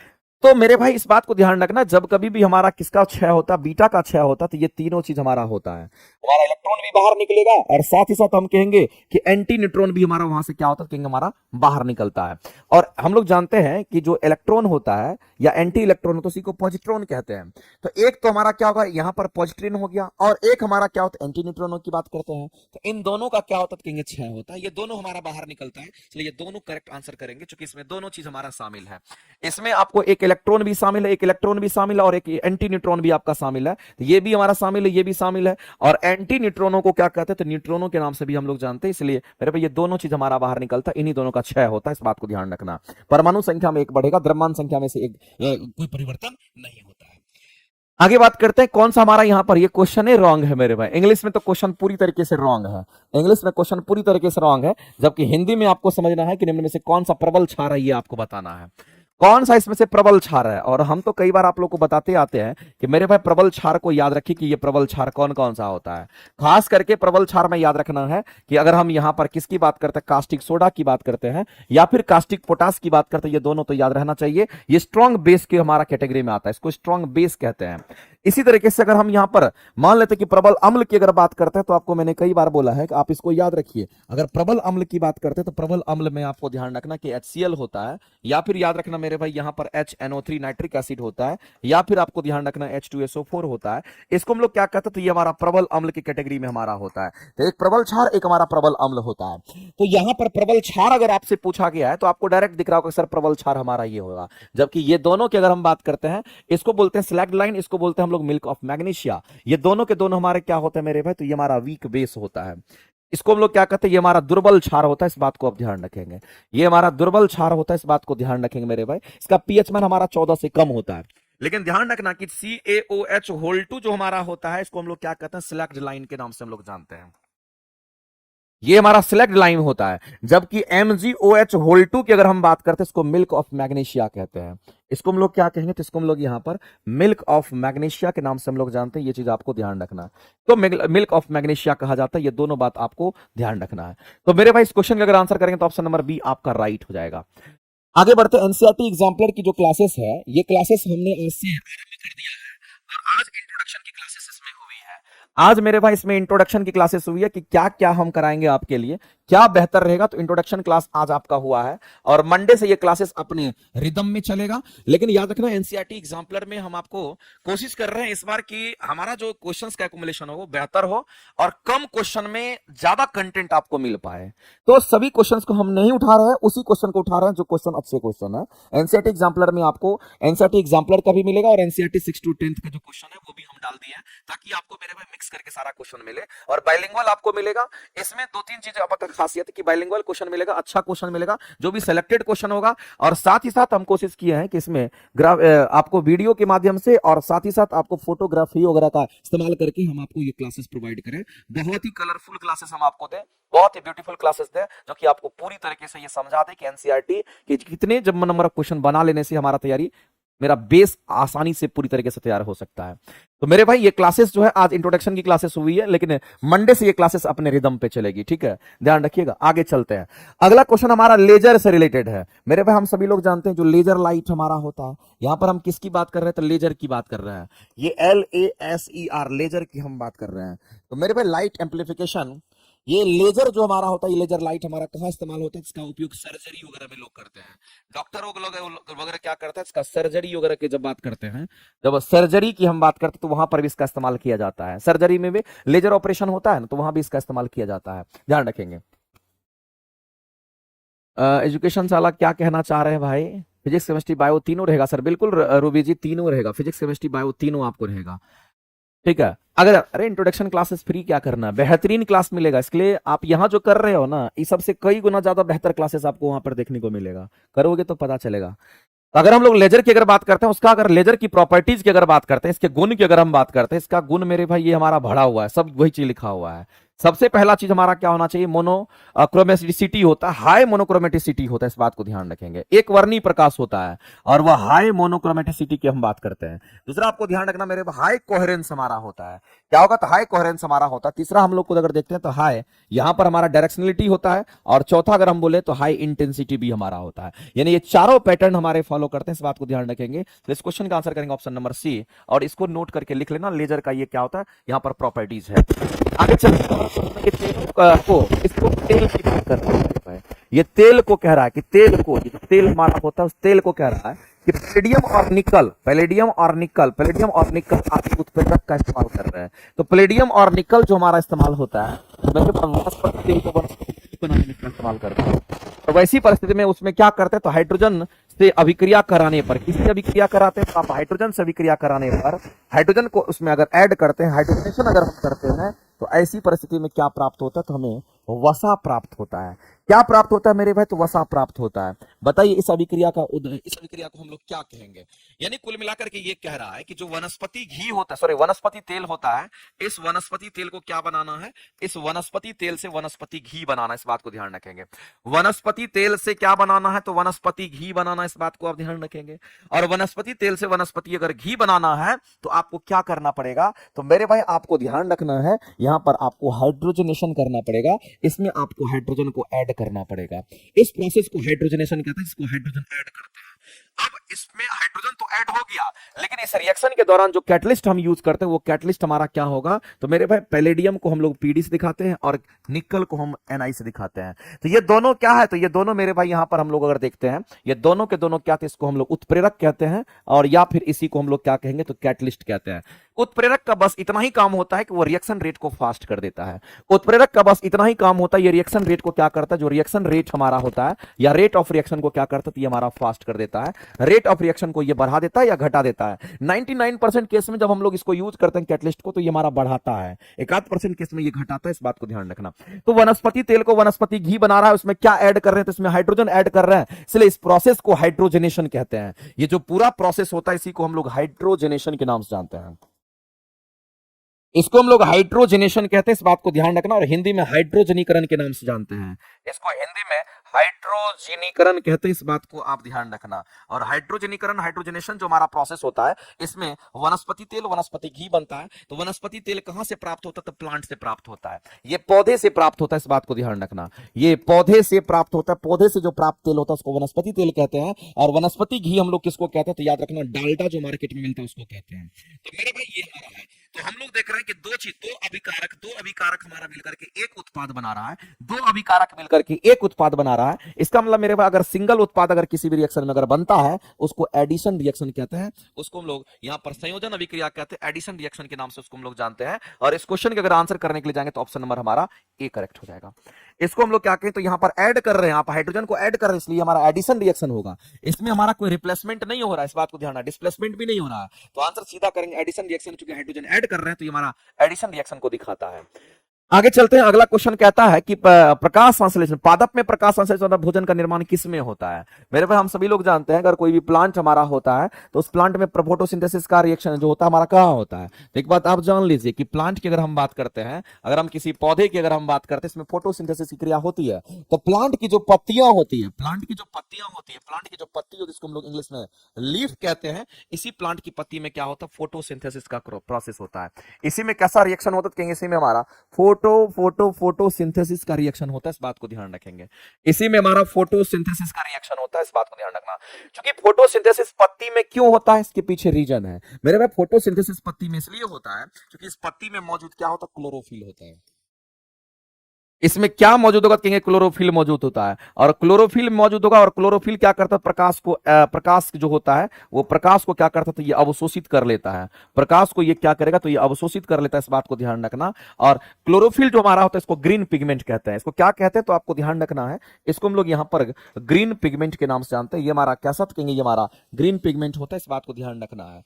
अगर हम बात करते हैं मेरे भाई, हमारे वायुमंडल में कार्बन डाइऑक्साइड गैस मौजूद होता है, और प्लांट की जो पत्तियां होती है उसमें हम लोग जानते हैं कि पानी की मात्रा होती है, इसको H2O कह दिए। और प्लांट को क्या मिला? तो प्लांट को सनलाइट मिल गया, सूरज की लाइट मिल गई, सूरज की प्रकाश मिल गए, तब जाकर के ये क्या करता है? उसमें क्लोरोफिल भी हमारा मौजूद होता है, तब जाकर के ये क्या करता है? तो यहां पर C6H12O6 का निर्माण करता है। और जैसे ही कार्बन डाइऑक्साइड प्लांट लेता है तो ऑक्सीजन गैस को बाहर करता है। इसका मतलब यहां से ऑक्सीजन गैस हमारा बाहर होगा, और कुछ पानी की मात्रा को क्या करेगा? तो वाष्पोत्सर्जित कर देता है। अगर बैलेंस करना तो 6 से मल्टीप्लाई कर दीजिए, यहां पर 12 से गुना कर दीजिए। ये कंप्लीट रूप से आपका एक फोटोसिंथेसिस का ये रिएक्शन है, इस बात को आप आसानी से देख सकते हैं। तो मेरे भाई इस बात को ध्यान रखना, प्लांट के पत्ती का इस्तेमाल हम लोग क्यों कर रहे हैं? क्योंकि प्लांट के पत्ती में जो होता है वो क्लोरोफिल मौजूद होता है, और इस क्लोरोफिल का जो मेन काम होता है वो काम क्या होता है? क्लोरोफिल का मेन जो फंक्शन होता है वो हमारा प्रकाश को क्या करता है? तो अवशोषित कर लेता है, और प्रकाश को अवशोषित करके क्या करता है? तो मेरे भाई ये रिएक्शन हमारा प्रोवाइड करता है। तो आपको ध्यान रखना, पादप में प्रकाश संश्लेषण अगर भोजन का निर्माण अगर करता है तो कहां पे करता है?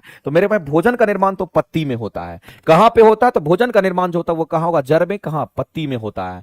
ये पत्ती में होता है, इस बात को ध्यान रखना। लेकिन इस बात को ध्यान रखना कि भोजन का निर्माण पत्ती में तो होता है, लेकिन भोजन संग्रह कहां होता है? तो जड़ तना में संग्रहित होता है। जड़ तना में भोजन का संग्रह होता है, इस बात को ध्यान रखेंगे। और इस बात को ध्यान रखना कि प्लांट में होता है वैक्यूल्स, और उस वैक्यूल को रसधानी कहते हैं, वहीं पर हमारा भोजन वगैरह का संग्रह होता है, और जड़ तना में वो संग्रह होता है। तो मेरे भाई यहां पर भोजन का निर्माण होता है, यहां पर क्या होता है कहेंगे, यहां पर भोजन का निर्माण होता है। पत्ती में क्या होता है कहेंगे, प्लांट में भोजन का निर्माण कहां पे होगा? तो भोजन का निर्माण हमारा यहां होता है, भोजन का निर्माण हमारा यहां होगा। लेकिन अगर जड़ तना की अगर बात करते हैं, यहां पर भोजन का संग्रह होता है, इस बात को ध्यान रखेंगे। तो यहां पर भोजन का क्या होगा कहेंगे, यहां पर संग्रह होता है। और किस रूप में होता है? तो स्टार्च के रूप में संग्रह होता है। किस रूप में? तो स्टार्च के रूप में होता है। ये चीज आपको ध्यान रखना है, स्टार्च के रूप में हमारा संग्रहित होती है। जड़ में भी हमारा भोजन का क्या होगा? तो प्लांट में भोजन का जो संग्रह होता है हमारा जड़ और तना में होता है। और किस रूप में होगा? तो स्टार्च के रूप में होता है। ये चीज आपको ध्यान रखना है, ये स्टार्च के रूप में हमारा संग्रहित होती है, इस बात को ध्यान रखेंगे। लेकिन भोजन का निर्माण कहां पे हुआ? क्योंकि फोटोसिंथेसिस जहां हुआ वहीं पर उसका निर्माण हुआ,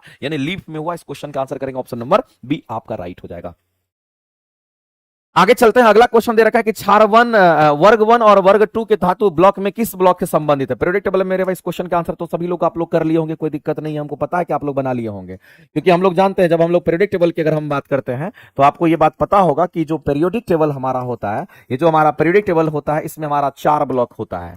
पीरियोडिक टेबल में हम लोग जानते हैं मेरे भाई एक तो एस ब्लॉक होता है, दूसरा अगर देखिएगा तो हमारा यहां पर हम लोग कहेंगे यहां पर पी ब्लॉक हमारा होता है, एस ब्लॉक हो गया, दूसरा पी ब्लॉक होता है, तीसरा अगर देखिएगा तो इसमें हमारा डी ब्लॉक होता है, और चौथा अगर देखिएगा तो इसमें आपको एफ ब्लॉक भी देखने को मिलेगा। लेकिन याद रखना मेरे में पीरियोडिक टेबल को अगर आप गौर से अगर देखते हैं तो पीरियोडिक टेबल कुछ ऐसा दिखता है आप लोगों को, पीरियोडिक टेबल आपको कुछ ऐसा दिखता है, ऐसा आपको दिखता है। इसमें ये वाला एस ब्लॉक होता है, ये वाला मेरे भाई एस ब्लॉक हो गया, इसको हम लोग यहां पर डी ब्लॉक कह देते हैं, और इसको हम लोग यहां पर क्या कहते हैं, तो इसको हम लोग यहां पर पी ब्लॉक कह देते हैं, इस बात को ध्यान रखना। और यहां पर हमारा हाइड्रोजन होता है, और यहां पर हमारा हीलियम होता है, और ये पहला ग्रुप, ये दूसरा ग्रुप।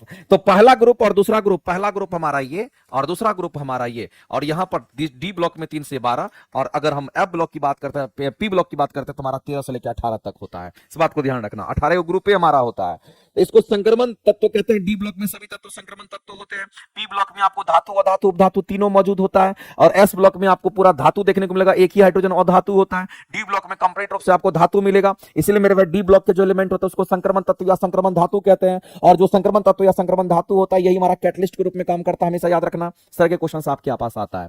तो बताइए अगर ग्रुप 1 और ग्रुप 2 की बात करते हैं तो ग्रुप 1 को कहते हैं क्षारीय धातु, और ग्रुप 2 को कहते हैं क्षारीय मृदा धातु। चूंकि मृथी जो हमारा अर्थ क्रस्ट होता है उस पर ज्यादातर हमारा धातु जो मौजूद होता है उसको हम लोग कहते हैं यहां पर क्या, तो क्षारीय मृदा धातु के नाम जानते हैं, जो कि एस ब्लॉक में होता है। तो एस ब्लॉक में हमारा कौन कौन आएगा, तो कहेंगे एस ब्लॉक में हमारा ग्रुप 1 आता है, इसमें ग्रुप 1 आएगा, और इसी में हमारा कौन आएगा, तो कहेंगे यहां पर हमारा यहां पर ग्रुप 2 आता है, 1 और 2 यहां पर। पी ब्लॉक में आप देखें तो कहां से कहां, तो पी ब्लॉक में 13 से लेकर के कहां, तो कहेंगे यहां 13 से लेकर के 18 तक का होता है, और डी ब्लॉक में मेरे भाई कहां, तो 3 से लेकर के 12 तक का होगा। तो जाहिर सी बात है सी आंसर हमारा राइट हो जाएगा। आगे चलते हैं। अगला क्वेश्चन है गैल्वेनिक सेल से रिलेटेड, इस क्वेश्चन को हम लोग आंसर करेंगे। बताइए इस क्वेश्चन का आंसर देखते हैं कितने लोग आंसर करते हैं। सर जी इतना क्लास जो कैसे मैनेज किया जाए, आधा से अधिक टाइम तो मैथ में ही खत्म हो जाता है 6 to 8 के लिए। ऑलरेडी नियुक्ति बैच में, नियुक्ति बैच अगर कर रहे हैं ना तो साथ साथ आप प्रैक्टिस के लिए एनसीईआरटी भी करिए और ये सेशन भी आप देखिए, ठीक है। करना पड़ेगा, चाहे जैसे कीजिए, मेहनत ज्यादा करना पड़ेगा, ज्यादा पढ़ना पड़ेगा। आप रिवाइटल का गोली खाइए लेकिन आप पढ़िए, आपको पढ़ना पड़ेगा। जितना ज्यादा पढ़िएगा, जितना ज्यादा आप सोचिएगा रिलैक्स रहे, उतना ही काम खतरनाक, काम गड़बड़ हो जाएगा। इसलिए कोशिश कीजिए ज्यादा से ज्यादा अपने टाइम को अपने पढ़ाई में इन्वेस्ट करिए। अरे 5 महीना पढ़िए ना, 5 महीने के बाद आपको पढ़ना लिखना नहीं है, उतना ज्यादा हेडेक लेके पढ़ना लिखना नहीं है।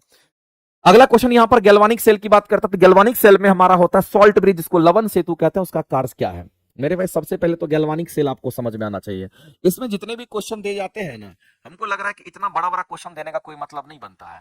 ये गैल्वानिक सेल पर ये क्वेश्चन आपको पूछा गया है, इतना बड़ा बड़ा क्वेश्चन देने, इसको लग रहा है कि ये 2 लाइन का क्वेश्चन है, बताने के लिए मेरे भाई कम से कम इसमें 15 मिनट जाता है समय। इसलिए कहते हैं ये थोड़ा बड़ा बड़ा क्वेश्चन यहाँ पर दिया जा रहा है, लेकिन हम तो मैनेजमेंट सर को बोले ही हैं कि थोड़ा क्वेश्चन का लेवल को थोड़ा डाउन करिए और क्वेश्चन के पूछने का तरीका को चेंज करिए, नहीं तो मामला फिर गड़बड़ हो जाएगा। इतना बड़ा बड़ा क्वेश्चन देकर के आप क्या दिखाना चाहते हैं? एक क्वेश्चन में 15 मिनट कम से कम बताने में लगता है, 20 मिनट बताने में लगता है, इतना बड़ा बड़ा क्वेश्चन रहता है। एनालिसिस करिए तो आपको पता चलता है। ये बात मैं कितने दिनों से देख रहा हूं, बिल्कुल कोई सुनता ही नहीं है। सुनने वाला कोई रहेगा तभी तो सुनेगा, यहाँ दिक्कत इस बात का है ठीक है, हमारे तरफ से पूरा कोशिश रहता है कि क्वेश्चन क्वेश्चन कितना भी टेढ़ा मेढ़ा आ जाए आपको हम पूरी तरीके से संतुष्ट कर दें।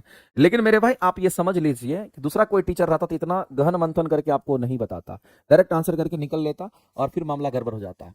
गैल्वानिक सेल की अगर हम बात करते हैं मेरे भाई, तो इस बात को ध्यान रखने कि यहाँ पर दो कंटेनर हम लेते हैं और इस दो कंटेनर में क्या करते हैं, अलग अलग सॉल्यूशन लेते हैं। समझना गौर से, इसमें दो हमारा कंटेनर होता है, अलग अलग सॉल्यूशन लेते हैं। एक में सॉल्यूशन मान लेते हैं हम लोग किसका ले लिए, तो जिंक का सल्फेट का ले लेते हैं ZnSO4, और इसमें ले लिए किसको, तो कहेंगे यहाँ पर हम लोग कॉपर सल्फेट का ले लेते हैं। जो आयंस में टूट सकता है वो हम ले लिए।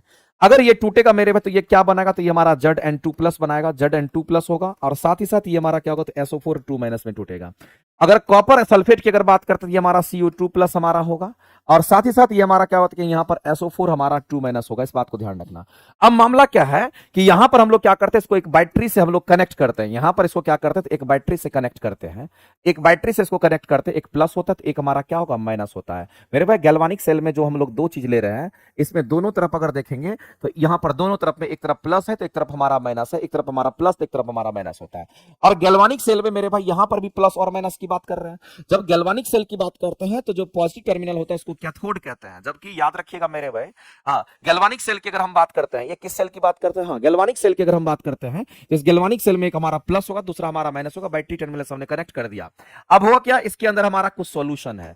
इसके अंदर जो सॉल्यूशन है उसमें हमारा जिंक सल्फेट मिला हुआ है। इसके अंदर जो सॉल्यूशन है उसमें क्या मिला हुआ था, जिंक सल्फेट हमारा सॉरी कॉपर सल्फेट मिला हुआ है। तो जाहिर सी बात है कि आयंस में टूटेगा, ये आयंस में टूटेगा। तो याद रखना मेरे भाई, अगर एक से इलेक्ट्रॉन अगर निकल रहा है, चूंकि Zn2+ हो रहा है, एक से अगर इलेक्ट्रॉन निकलेगा तो एक में इलेक्ट्रॉन हमारा क्या करेंगे, एक से इलेक्ट्रॉन हमारा अगर निकलेगा तो एक में इलेक्ट्रॉन हमारा आएगा। इस बात को ध्यान रखना, दो तरीके से हमारा होता है, क्योंकि एक प्लस है तो एक माइनस है। और हम लोग जानते हैं इलेक्ट्रॉन का फ्लो इधर से इधर हमारा होता है, इलेक्ट्रॉन का फ्लो हमारा इधर से इधर होता है, इलेक्ट्रॉन का फ्लो हमारा इधर से इधर, इलेक्ट्रॉन का फ्लो नेगेटिव से पॉजिटिव टर्मिनल की ओर होता है। तो जाहिर सी बात है मेरे भाई, यहां से इलेक्ट्रॉन हमारा निकल जाएगा। और कितने इलेक्ट्रॉन, तो दो इलेक्ट्रॉन 2+ और दो इलेक्ट्रॉन हमारा निकल रहा है, और इसमें दो इलेक्ट्रॉन हमारा यहां पर आने का कोशिश करेगा, तो एक में से निकलेगा और एक में ये आने का कोशिश करेगा। मेरे भाई इस बात को ध्यान रखना, एक से निकलेगा तो एक में ये आने का कोशिश करेगा। गैल्वानिक सेल में हमारा यही होता है। अब यहां पर हम लोग क्या करते हैं कि गैल्वानिक सेल में क्या करते हैं, तो एक सॉल्ट ब्रिज का इस्तेमाल करते हैं। इसका इस्तेमाल करते हैं, एक सॉल्ट ब्रिज का यहां पर इस्तेमाल करते हैं, और वह सॉल्ट ब्रिज मेरे भाई यहां पर दोनों में इस तरीके से लगा दिया जाता है। ये सॉल्ट ब्रिज क्या करते हैं, दोनों में इस तरीके से यहां पर कनेक्ट कर देते हैं। इसको क्या कह देते हैं, तो इसको हम लोग यहां पर सॉल्ट ब्रिज कहते हैं। ये क्या करता है, तो मेरे भाई हमारा सॉल्ट ब्रिज होता है। इस बात को ध्यान रखेंगे। इनका काम क्या, देखो इनका काम क्या होता है। जैसे मान लेते हैं कि यहां से इलेक्ट्रॉन का फ्लो स्टार्ट हुआ, ऐसे इलेक्ट्रॉन गया और ऐसे इलेक्ट्रॉन ऐसे बहते हुए फिर इसमें ऐसे ये सर्किट पूरा कर देता है। तो सॉल्ट ब्रिज का एगो काम तो दिख गया कि ये इलेक्ट्रॉन अगर हमारा इधर से आ रहा तो ये इलेक्ट्रॉन ऐसे चढ़ेगा, दो इलेक्ट्रॉन चढ़ा ऊपर, फिर ये दो इलेक्ट्रॉन हमारा इस तरीके से जाएगा, दो इलेक्ट्रॉन जाएगा, फिर दो इलेक्ट्रॉन हमारा इस तरह से इसमें आ जाएगा, फिर ये दो इलेक्ट्रॉन हमारा इस तरीके से ऊपर की ओर जाएगा, ऐसे करके एक सर्किट कंप्लीट कर देता है। तो एक काम हो गया कि सॉल्ट ब्रिज जो होता है हमारा गैल्वानिक सेल में क्या करता है, तो हमारा हम कह सकते हैं कि ये सॉल्ट ब्रिज लगा देने से हमारा क्या होगा, तो एक सर्किट कंप्लीट हुआ। ऐसे इलेक्ट्रॉन चलना अगर शुरू किया, ऐसे करके इसमें घुसेगा, फिर इस तरीके से आएगा, ऐसे करके ये सर्किट कंप्लीट कर देता है। तो एक चीज तो मेरे भाई ये क्लियर हो गया कि जो हमारा सॉल्ट ब्रिज होता है उसका एक काम हो गया, वो क्या करेगा, तो आपको ध्यान रखना है, वो परिपथ को पूरा कर देता है। टू कंप्लीट द सर्किट, परिपथ को पूरा कर देगा, इसमें कोई दिक्कत नहीं है। दूसरा बात आपको ध्यान रखना मेरे भाई कि दोनों अर्ध सेल की अगर हम बात करते हैं, दोनों अर्ध सेल में विद्युत उदासीनता को बनाए रखता है। यानी ये अर्ध एक हाफ सेल ये है, एक हाफ सेल ये है, यानी आधा इधर का और आधा इधर का। और ये सॉल्ट ब्रिज जब आ जाता है तो इसको इधर मैनेज कर लेता है, इधर इसको इधर मैनेज कर लेता है। कहता है तू कहां जा रहा है इलेक्ट्रॉन, ये नेगेटिव है ये पॉजिटिव है, इधर नहीं जाने देगा इसको, और इधर वाले को इधर नहीं आने देगा, ये इसके पास रख लेगा, ये इसके पास रख लेगा। तो सॉल्ट ब्रिज कहीं ना कहीं इसको न्यूट्रल भी बनाता है। इस बात को ध्यान रखेंगे। इसलिए जो सॉल्ट ब्रिज होता है, तो आधा सेल मतलब इधर नेगेटिव वाले को, आधा मतलब पॉजिटिव वाले को, वो क्या कर देता, तो विद्युत उदासीन कर देता है। इस बात को ध्यान रखेंगे। तो सॉल्ट ब्रिज का ये दूसरा मेन फंक्शन होता है। ये दो फंक्शन आपको ध्यान रखना है। तीसरा कहता है इलेक्ट्रॉन के प्रवाह को रोकता है। ये इलेक्ट्रॉन के प्रवाह को रोकता नहीं है मेरे भाई, ये गलत इंफॉर्मेशन दे रखा है, क्योंकि इलेक्ट्रॉन के प्रवाह को ये कराता है। देखिए ऐसे प्रवाह कराता है। सॉल्ट ब्रिज तो सर्किट बना देता है। जब सर्किट बनेगा तो इलेक्ट्रॉन का प्रवाह आपका आराम से पूरे सर्किट में होगा। यहां कह रहा है इलेक्ट्रॉन के प्रवाह को रोक देता है, जबकि ये इलेक्ट्रॉन के प्रवाह को क्या करता है, बढ़ाता है, ये सर्किट बना देता है। तो पहला और दूसरा स्टेटमेंट सही है। इसलिए इस क्वेश्चन का अगर आंसर करेंगे तो ऑप्शन नंबर ए आपका करेक्ट हो जाएगा। आगे चलते हैं, अगला क्वेश्चन हम लोग देखते हैं। SN2 रिएक्शंस पर क्वेश्चन पूछा गया। SN1 SN2 रिएक्शन जो होता है ये 12th का चीज है, यहां पर पढ़ना ही नहीं है आप लोग को। सर इतना लेंथी देता है और एग्जाम में इजी क्वेश्चन ही गलत हो जाता है, PYQ मैच बिल्कुल नहीं रहता है। अच्छा हम तो बोले हैं थोड़ा, एक बार दो बार और बोलेंगे नहीं तो हम टेस्ट डिस्कशन कराना छोड़ देंगे, ठीक है। एक दो बार और बोलेंगे, उसके बाद हम टेस्ट डिस्कशन कराना छोड़ देंगे, क्योंकि इस टेस्ट डिस्कशन कराने में खुद में लगता है कि हम क्या करा रहे हैं। इतना हाई लेवल का क्वेश्चन तो रहता नहीं है, क्वेश्चन का भी अपना एक लेवल होता है, क्या पूछना चाहिए क्या नहीं पूछना चाहिए, उसका भी एक मतलब होता है। ठीक है, देखेंगे अगर उल्टा पुल्टा हो रहा है तो हम ही टेस्ट का डिस्कशन कराना छोड़ देंगे। कौन इतना इसमें मेहनत करते रहता बिना मतलब का, जो टाइम इतना खा जाएगा। आदमी को बोलता है तो आदमी उस चीज को समझता है, लेकिन बार बार बोलने का मतलब क्या है, आप क्या चाह रहे हैं, तो ऐसे में तो दिक्कत होता है। ठीक है, चलिए SN1 और SN2 रिएक्शन की अगर हम बात करते हैं तो आप एक बात जान लीजिए, ये सब इतना 12th का लेवल का चीज आप में नहीं आने वाला है। अगर हम SN1 थोड़ा बहुत हम बता देते हैं, लेकिन इससे आप काम चलाइए बस। आप देखते जाइए ना, आगे आप देखते जाइए बायोलॉजी का कैसा कैसा क्वेश्चन आपको देखने को मिलेगा। 3 दिन तक जो मास्टर सेट किया होगा, नहीं पता चलेगा कि कहां से उछाप करके दे दिया है क्वेश्चन। अगर SN1 रिएक्शन की अगर हम बात करते हैं तो मेरे भाई इस बात को ध्यान रखना, ये जो हमारा SN1 रिएक्शन हमारा होता है, इस रिएक्शन को हम लोग क्या कहते हैं, और जो SN2 रिएक्शन होता है, इस रिएक्शन को हम क्या कहते हैं। सबसे पहला चीज आपको ध्यान रखना है कि जो SN1 रिएक्शन हमारा होता है, ये 2 स्टेप में हमारा रिएक्शन होता है, और जो SN2 रिएक्शन होता है हमारा कितने स्टेप में होगा, कंप्लीट होता है, तो हमारा 1 स्टेप में कंप्लीट होता है। इस बात को ध्यान रखेंगे। तो SN2 रिएक्शन जो हमारा होगा मेरे भाई, अगर SN2 रिएक्शन SN1 रिएक्शन की बात करते हैं तो आप ये समझ लीजिए फर्स्ट ऑर्डर का रिएक्शन होता है। ये कैसा रिएक्शन होगा, तो ये फर्स्ट ऑर्डर रिएक्शन हमारा होता है, ध्यान रखेंगे। अगर SN2 रिएक्शन की बात करते हैं तो ये हमारा सेकंड ऑर्डर का रिएक्शन होता है। ये कैसा रिएक्शन होगा, तो इसको हम लोग सेकंड ऑर्डर रिएक्शन कहते हैं। इस बात को ध्यान रखेंगे। अगर SN1 रिएक्शन की अगर हम बात करते हैं, फर्स्ट ऑर्डर सेकंड ऑर्डर अगर हमारा हो गया, तो आपको ध्यान रखना मेरे भाई, SN1 रिएक्शन हमारा 2 स्टेप में सॉल्व होता है। ये हमारा कितना कहेंगे, 2 स्टेप का रिएक्शन हमारा होता है। इस बात को ध्यान रखेंगे। जबकि SN2 रिएक्शन हमारा 1 स्टेप का रिएक्शन होता है। ये इसमें कितने स्टेप होते हैं रिएक्शन में, तो 1 स्टेप रिएक्शन हमारा होता है। इस बात को ध्यान रखेंगे। 2 रिएक्शन आपके सामने में है, एक SN1 रिएक्शन है, एक SN2 रिएक्शन है। इसका पूरा मैकेनिज्म होता है, तब जाकर के टोटली आपको समझ में आएगा। हम तो बस आपको समझाने के लिए इतना चीज को, की पॉइंट को ढूंढते हैं जिससे कि आप पूरी तरीके से समझ जाएंगे। नहीं तो इस SN1 SN2 रिएक्शन को समझने के लिए आपको first order second order reaction समझना पड़ेगा, और टोटली आपको पूरा का पूरा ऑर्गेनिक केमिस्ट्री का ये डेप्थ का चीज होता है। लेकिन डिस्कशन में इतना चीज थोड़ी ना कराया जाता है। आपको ध्यान रखना है कि हम लोगों को उतना ही से काम चलाना जिससे हमारा काम बन जाए। तो मेरे भाई इसमें आपको SN2 को कहते हैं, ये हमारा बायोमोलिकुलर होता है। ये कैसा होगा, तो इसको हम लोग बायोमोलिकुलर कहते हैं। इसको हम लोग बायोमोलिकुलर के नाम से जानते हैं। इस बात को ध्यान रखेंगे। ये कैसा होगा मेरे भाई, तो इसको हम लोग यहाँ पर SN2 जो रिएक्शन हमारा होता है, ये हमारा बायोमोलिकुलर होता है। ये हमारा बायोमोलिकुलर होता है। जबकि अगर हम SN1 रिएक्शन की हम बात करते हैं, ये बायोमोलिकुलर नहीं होता, ये हमारा यूनिमोलिकुलर के नाम से हम लोग इसको जानते हैं। इसको हम लोग यूनिमोलिकुलर कहते हैं। इस बात को आप ध्यान रखेंगे। इसको यूनिमोलिकुलर कहा जाता है, ध्यान रखना। एक बायोमोलिकुलर है तो एक हमारा यूनिमोलिकुलर हमारा होता है। अब समझना मेरे भाई, यूनिमोलिकुलर जो हमारा होता है वो केवल और केवल, तो यूनिमोलिकुलर जो हमारा होता है वो के ऊपर डिपेंड करता है। ये केवल किस पर डिपेंड करेगा, तो कहेंगे यूनिमोलिकुलर है, इसलिए कहेंगे ये हमारा केवल सबस्ट्रेट पर ये डिपेंड करता है। केवल ये किस पर, तो कहेंगे केवल ये सबस्ट्रेट के ऊपर डिपेंड करता है। केवल ये सबस्ट्रेट पर डिपेंड करता है। इस बात को ध्यान रखेंगे। केवल ये सबस्ट्रेट के ऊपर डिपेंड करता है। जबकि बायोमोलिकुलर नाम से ही पता चलता है सेकंड ऑर्डर रिएक्शन हमारा है। जबकि SN2 रिएक्शन की बात करते हैं तो मेरे भाई ये सबस्ट्रेट के साथ साथ किस पर रिएक्शन डिपेंड करेगा, तो ये आपको ध्यान रखना। सबस्ट्रेट तो हमारा होता ही होता है, इसमें सबस्ट्रेट तो हमारा होता ही है, लेकिन सबस्ट्रेट के साथ साथ ये न्यूक्लियोफाइल पर भी हमारा डिपेंड करता है। सबस्ट्रेट तथा न्यूक्लियोफाइल पर हमारा, न्यूक्लियोफाइल की हम बात करते हैं, इसकी बात कर रहे हैं तो न्यूक्लियोफाइल की हम बात करते हैं।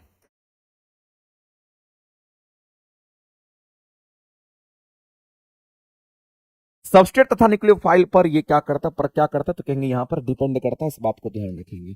ये दोनों पर, इन दोनों पर डिपेंड करता है। इस बात को ध्यान रखेंगे। अब इतना अगर आप जान चुके हैं तो इतना कम से कम जान करके क्वेश्चन को सॉल्व करिए। इतना नोट करके लिख लीजिएगा जो आपके काम का होगा। याद रखना आसान है। SN1 reaction first order reaction होगा। SN1 में याद रखिए उल्टा होता है, 2 स्टेप रिएक्शन होता है। SN2 सेकंड ऑर्डर रिएक्शन होगा, लेकिन इसमें 1 स्टेप रिएक्शन होगा। SN1 हमारा यूनिमोलिकुलर होगा, यानी एक चीज पर निर्भर करेगा। जबकि SN2 रिएक्शन हमारा बायोमोलिकुलर होगा, जो कि 2 चीज पर निर्भर करेगा, सबस्ट्रेट के साथ में न्यूक्लियोफाइल, और इसमें केवल ये सबस्ट्रेट के ऊपर निर्भर करता है। आपसे जो क्वेश्चन पूछा वो किस पर पूछा, SN2 रिएक्शन पर पूछा गया है। तो मेरे पास SN2 हमारा बायोमोलिकुलर होता है। अब ध्यान रखना है कि यह 2 चरणों में होता है। SN2 रिएक्शन मेरे भाई एक चरण में होता है। ये 1 स्टेप का रिएक्शन है। ये 2 चरण में नहीं होता, ये एक चरण में होता है। यहां 2 चरण लिख दिया, गलत हो गया। आगे कहता है कि यह एक ही चरण में होता है जिसमें संक्रमण अवस्था ट्रांजिशन स्टेट बनती है, और त्रिविमीय विन्यास का प्रतिलोमन यानी कि इन्वर्जन हमारा होता है। इन्वर्जन कहने का मतलब यही सब चीज न्यूक्लियोफाइल वगैरह देखने को उसमें मिलता है। ये ऑप्शन हमारा छट गया। यहां पर एक ही ऑप्शन हम लोग करेंगे, ऑप्शन नंबर हमारा क्या, तो बी करेक्ट हो जाएगा। Rate of reaction depends only on concentration of alkyl and, मेरे भाई इसका कोई रिलेशन इसके साथ नहीं है, बस आप इसी को याद रखेंगे। ये सिंगल स्टेप में होता है और SN2 रिएक्शन हमारा सिंगल स्टेट में होता है, जबकि SN1 रिएक्शन हमारा यहां पर डबल स्टेट में ये रिएक्शन होता है, ध्यान रखेंगे। आगे चलते हैं, अगला क्वेश्चन दे रखा है, कह रहा कि which structure is generally not destroyed during the denaturisation of protein. Protein का जब हम संश्लेषण करते हैं तो उस समय बताइए किसके स्ट्रक्चर में आप ये कह सकते हैं जो डिस्ट्रॉय हमारा नहीं होता है, तो उसको हम लोग कहते हैं जो प्राइमरी स्ट्रक्चर होता है उसमें कोई डिस्ट्रॉय नहीं होता, लेकिन अगर सेकेंडरी जो हमारा स्ट्रक्चर होता है उसमें आपको अल्फा हेलिक्स बीटा शीट आपका बनता है। कल भी ये क्वेश्चन आया था। आगे चलते हैं, अगला question, according to Hund's rule की अगर हम बात करते हैं तो केमिस्ट्री में मेरे भाई हम लोग हुन्स रूल पढ़ते हैं। केमिस्ट्री में आप देखते होंगे कि हुन्स रूल हम लोग पढ़ते हैं और हुन्स रूल का क्वेश्चंस आपका आता है। हुन्स रूल में आपको ध्यान रखना है, अगर मान लेते हैं कि हम लोग जैसे पढ़ते एस होता है, हमारा पी होता है, हमारा डी होता है, हमारा एफ होता है, ये सब सबसेल है। एस में कितने इलेक्ट्रॉन रह सकते हैं, तो एस में 2 इलेक्ट्रॉन हमारा रह सकता है। एस में मैक्सिमम कितने इलेक्ट्रॉन रह सकते हैं, तो मेरे भाई एस में मैक्सिमम 2 इलेक्ट्रॉन रह सकता है। पी में कितना, तो कहेंगे 6 इलेक्ट्रॉन रह सकता है। डी में कितना, तो 10 इलेक्ट्रॉन रह सकता है। और एफ में कितना, तो मैक्सिमम 14 इलेक्ट्रॉन रह सकता है। अगर 2 इलेक्ट्रॉन अगर रह सकता है तो एक क्लॉकवाइज होगा, दूसरा एंटी क्लॉकवाइज होगा। अगर 6 इलेक्ट्रॉन अगर रहेगा तो मेरे भाई 3 को खांचा बनेगा, 3 को खांचा बनेगा। तो 6 इलेक्ट्रॉन को कैसे सजाना होता है हुन्स रूल के हिसाब से, पहले एक एक इलेक्ट्रॉन को इसमें डाल दीजिए और तब जब बचेगा तो उल्टा स्पिन में इसको डाल दीजिए, एक क्लॉकवाइज दूसरा एंटी क्लॉकवाइज। अगर यहाँ 10 को है तो 5 को खांचा बनेगा, क्योंकि 2-2 का जोड़ा होता है, 2-2 का जोड़ा होता है, तो यहाँ इसलिए 5 को यहाँ पर खांचा बनेगा। तो एक एक ठो पहले आप डाल दीजिए, सब में एक एक ठो आप डाल दीजिए इस तरीके से। उसके बाद मेरे में 5 को चला गया, उसके बाद हम कहेंगे दूसरा हमारा उल्टा चलेगा, हम कहेंगे ऐसे डाल दीजिए, 10 को हमारा इलेक्ट्रॉन हो गया। इसी तरीके से अगर आप यहाँ पर एफ ब्लॉक में अगर आप जाएंगे तो आपको 14 इलेक्ट्रॉन, इसका मतलब 7 को खांचा यहाँ पर बनाना पड़ेगा। तो कहेंगे एक एक इलेक्ट्रॉन हमारा जाएगा, एक एक इलेक्ट्रॉन हमारा जाएगा, एक एक इलेक्ट्रॉन हमारा जाएगा, इस तरीके से। और ये कितने चलेगा, तो 7 को हमारा चला गया, उल्टा स्पिन में डालेंगे, फिर हमारा उल्टा स्पिन में हमारा इस तरीके से डालेगा। यानी कहने वाला हुन्स रूल का कहना यह है कि पहले एक एक आप इलेक्ट्रॉन को डालिए, उसके बाद हमारा क्या होगा, तो अगर क्लॉकवाइज आप एक एक इलेक्ट्रॉन को डालें पूरा फिल हो जाने के बाद, तो एंटी क्लॉक में आप फिर उल्टा करके एक एक इलेक्ट्रॉन सब में डालिए। ये हमारा भरने का तरीका होता है, चाहे एस हो, चाहे पी हो, चाहे डी हो, चाहे एफ हो, कोई फर्क नहीं पड़ता है। तो हुन्स रूल के हिसाब से अगर हम लोग देखते हैं मेरे भाई, तो हम लोग क्या कहेंगे, इनका नियम क्या कहता है कि इलेक्ट्रॉन को हम कैसे भरते हैं। तो एक कह रहा है कि पहले सभी कक्षक में एक एक इलेक्ट्रॉन विपरीत चक्रण के साथ भरा जाता है, फिर युग्मन होता है। मेरे भाई यहां पर कह रहा है कि पहले जो है सभी कक्षकों में एक एक इलेक्ट्रॉन विपरीत चक्रण के साथ भरते हैं। मेरे भाई सभी में क्या करेंगे, अगर सब में क्लॉकवाइज तो clockwise, clockwise clockwise clockwise clockwise भरते हैं, तब उल्टा करते हैं। यहां देखते हैं पहले सभी कक्षकों में एक एक इलेक्ट्रॉन समान चक्रण के साथ भरा जाता है और उसके बाद विपरीत चक्रण वाले इलेक्ट्रॉन का युग्मन बनाया जाता है। मेरे भाई इस क्वेश्चन के अगर आंसर करेंगे तो ऑप्शन नंबर बी करेक्ट होगा। यहां कह रहा है कि इलेक्ट्रॉन विपरीत चक्रण पहले ही भरना शुरू कर दीजिए, पहले ही 2-2 का कह रहा है कि जोड़ा लगाना शुरू कर दीजिए, 2-2 का ऐसे थोड़ी भरते हैं, पहले एक एक भरते हैं और समान डायरेक्शन वाले को भरते हैं, और जब बच जाता है तब इसको उल्टा करते हैं। तो इसीलिए विपरीत चक्रण कह रहे हैं, एक एक इलेक्ट्रॉन को विपरीत चक्रण के साथ भरते जाइए, जो कि गलत है। ये गलत हो गया ना, विपरीत चक्रण आप थोड़ी लेंगे एक साथ, नहीं, पहले एक एक चक्रण को लेते हैं। तो एक एक इलेक्ट्रॉन पहले सभी कक्षक में क्या करते हैं, पहले सभी कक्षक में एक एक इलेक्ट्रॉन को समान चक्रण के साथ क्लॉकवाइज तो सबको क्लॉकवाइज भर देते हैं, फिर हम लोग बचता है इलेक्ट्रॉन तो उसको एंटी क्लॉकवाइज भरते हैं। जैसा कि मैंने बोला पहले एक एक इलेक्ट्रॉन को क्लॉकवाइज भरते, जैसे इसको भर दिए, एक इलेक्ट्रॉन बचा हो तो उल्टा भर देंगे। अब मान लेते हैं यहाँ पर 6 इलेक्ट्रॉन है, तो एक एक तो पहले क्लॉकवाइज भर देंगे, एक एक तो क्लॉकवाइज भर देंगे, और तब जब बचेगा तो उसको एंटी क्लॉकवाइज हम लोग भरते हैं, तब उसको एंटी क्लॉकवाइज हम भरते हैं। ये कौन कहता है, तो ये हुन्स रूल कहता है। ये कौन कहता है मेरे भाई, तो ये हुन्स रूल कहता है। इस तरीके से आपको ध्यान रखना, ठीक है। तो यहां से इस क्वेश्चन का अगर आंसर करेंगे तो बी करेक्ट हो जाएगा। अगला कहता है कि बताइए इस क्वेश्चन के आंसर क्या होने वाले हैं। टेक्स्ट बुक का तो अच्छा है, लैंग्वेज भी सही है, एग्जाम टाइप का क्वेश्चन जल्दी समझ में आ जाता है। कल्पना यादव जी टेक्स्ट बुक से भी दीजिए, लेकिन यहाँ का जो टेस्ट होता है ना, इसको लगातार देते रहिएगा। टेस्ट में वैसे हम बोले हुए हैं, क्वेश्चन में थोड़ा सा उतना ज्यादा टफनेस क्वेश्चन में नहीं रहता है, हम थोड़ा बोले हुए हैं और वो मैनेज हो जाएगा 1-2 दिन में, उसके बाद नॉर्मल हो जाएगा, ठीक है, टेंशन नहीं लेना है। आप देखिए ना 8:30 बज गया, हम 20 नंबर क्वेश्चन पे हैं। आप बताइए इस क्वेश्चन के अगर आंसर करेंगे तो हम क्या करेंगे, समय कम रहता है तो हम जाहिर सी बात तो फ्लोरीन मार करके आगे निकल जाएंगे। सबसे अधिक विद्युत ऋणात्मक एलिमेंट हमारा कोई होता है पूरे प्रेडिक्टर में, हमारा कौन होता है, कहेंगे यहाँ पर हमारा फ्लोरीन होता है। ध्यान रखना, समय कम है तो यही करेंगे। दूसरा हम लोग को, चूंकि हम लोग को 8:30 बजे तक खत्म करना होता है, उसके बाद फिर मैथ का डिस्कशन होता है। अब देखिए यहाँ पर पोटासियम लिखा हुआ, पोटासियम को किससे दिखा था, के से, तो पोटासियम फेरोसाइनाइड, साइनाइड का मतलब क्या होता है, सीएन कह दिए। तो मेरे भाई जहां पर ये रिलेशन दिख रहा है वही हमारा हो जाएगा, तो नाम इसका लिखना है। तो पोटासियम में के है और सीएन यहां, इसका मतलब मेरे भाई यही हो जाएगा इसका मैचिंग। तो ए का मैचिंग हमारा क्या होता है, ए का मैचिंग हमारा 3 होगा। फिर हमारा क्या कहता है मेरे भाई, यहां पर कॉपर सल्फेट की बात कर रहा है, तो कॉपर के साथ सल्फेट हमारा होगा, तो कॉपर और सल्फेट यहां है, इसका मतलब इसका मिलान 1 कर दीजिए, कोई दिक्कत नहीं है। सोडियम नाइट्रोफॉस्फोराइड की अगर हम बात करते हैं, सोडियम का टर्म कहां दिख रहा है, यहां दिख रहा है, इसका मतलब ये 2 के साथ आप मैच करा दीजिए, नाम पूछ रहा है खाली। यहां पर क्लोरोफिल की बात करते हैं, क्लोरोफिल के अंदर हमारा मैग्नीशियम धातु होता है मेरे भाई, तो क्लोरोफिल में एक कॉम्प्लेक्स मैग्नीशियम हमारा प्रोफायरिन कंपाउंड, जिसमें जटिल मैग्नीशियम पायरोफायरिन यौगिक होता है, तो इसका तो कोई बात ही नहीं, सब मैच कर गया तो यही हो जाएगा। क्लोरोफिल में मैग्नीशियम धातु पाया था 3 1 2 4, 3 1 2 4 कहां है, ऑप्शन नंबर ए के साथ चल जाइए, आगे चलते हैं। पुतली का जो आकार होता है उसको कौन एडजस्ट करता है मेरे भाई, हम सभी लोग जानते हैं कि अगर हम लोग हमारे पास में हम लोग को ये ध्यान रखना है, जैसे हम आई की बात करते हैं, ह्यूमन आई की बात करते हैं, हम किसकी बात कर रहे हैं, तो हम यहाँ पर जो मानव नेत्र है हम उसकी बात कर रहे हैं। ह्यूमन आई अगर आप देखेंगे तो आपको कुछ इस तरीके से ह्यूमन आई दिखता है।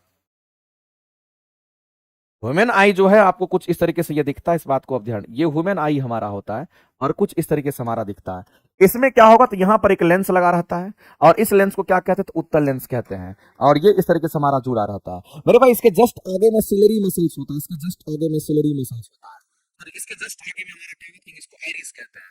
ये जो आपको दिख रहा होगा येलो ग्रीन कलर का, इसको आइरिस कहते हैं, इसी को परितारिका कहते हैं, इसी को आइरिस कहते हैं, और यही हमारा क्या कहलाता है, परितारिका कहलाता है। ये साइड व्यू आप देख रहे हैं, ये परितारिका हमारा होता है, और परितारिका का जो कलर होता है ये 3 कलर में होता है, ब्लू होता है, ये हमारा ब्लैक होता है, और साथ ही साथ ये कैसा होगा कि हमारा यहाँ पर ब्राउन होता है। ब्लू हो गया, ब्लैक हो गया, ब्राउन हो गया। अब मेरे भाई मामला ये है कि इस जगह पर यहाँ पर जो होता है इसी को पुतली कहते हैं, इसी को हम लोग क्या कहते हैं, तो यहाँ पर हमारा प्यूपिल्स होता है। ये जो आपको दिख रहा होगा इसको हम लोग प्यूपिल्स कहते हैं, इस बात को ध्यान रखना। और प्यूपिल्स को हम लोग हिंदी में क्या कहते हैं, तो पुतली कहते हैं। अब मामला क्या है कि एक तरफ मेरे भाई आप देखिए आइरिस को देखिए, एक तरफ यहां पर फिक्स है, यहां पर देखिएगा तो आइरिस जो है वो कहीं ना कहीं तो फिक्स है ना जी, यहां पर आइरिस हमारा फिक्स है, यहां पर आइरिस हमारा फिक्स है। अब इस बात को समझना कि आइरिस हमारा क्या करता है, सिकुड़ता भी है और आइरिस हमारा फैलता भी है। अगर हम आइरिस की अगर हम बात करते हैं तो ये आइरिस हमारा क्या होगा, तो आइरिस सिकुड़ता भी है और आइरिस हमारा फैलता भी है। अगर आइरिस सिकुड़ता है तो क्या होगा, अगर आइरिस फैलता है तो क्या होगा, तो आइरिस हमारा सिकुड़ता भी है और आइरिस हमारा क्या होता है, क्योंकि ये फैलता भी है। तो मेरे भाई इस दोनों को समझना गौर से। अगर यहां पर हम बोल दें कि कोई भी चीज इस तरफ से हमारा फिक्स है और दूसरे तरफ से ये हमारा क्या तो फ्री है, यहां पर क्या होगा, तो ये हमारा फिक्स हो गया, ऐसे ही समझना तभी समझ में आएगा। अब हम आपसे ये कहना चाहते कोई भी चीज अगर फैलेगा, ये फैलेगा, यहां तो फिक्स है, ये अगर फैलेगा तो इधर की ओर भागेगा, जिधर फ्री है उधर भागेगा। इसका मतलब ये क्या हो गया, तो हम कहेंगे जब फैलेगा तो इधर की ओर भागेगा, और जब मेरे पास सिकुड़ेगा तो किधर भागेगा, जब सिकुड़ेगा तो अंदर की तरफ जाएगा। इसका मतलब सिकुड़ेगा तो ऐसा होगा, ऐसा हमारा होगा, और इसी कंसेप्ट को आप यहां पर यूज कीजिए। इधर हमारा क्या, तो यहां पर फिक्स है, ये आइरिस हमारा फिक्स है। जब मेरे भाई आपको हम कह रहा है कि जब वो सिकुड़ेगा तो क्या होगा, तो सिकुड़ेगा तो नीचे आएगा, सिकुड़ेगा तो नीचे आएगा तो पुतली का साइज बढ़ जाएगा, सिकुड़ेगा तो ये नीचे ये ऊपर जाएगा और पुतली का आकार बढ़ जाएगा। तो पुतली का आकार को कौन कंट्रोल करता है, आइरिस करता है।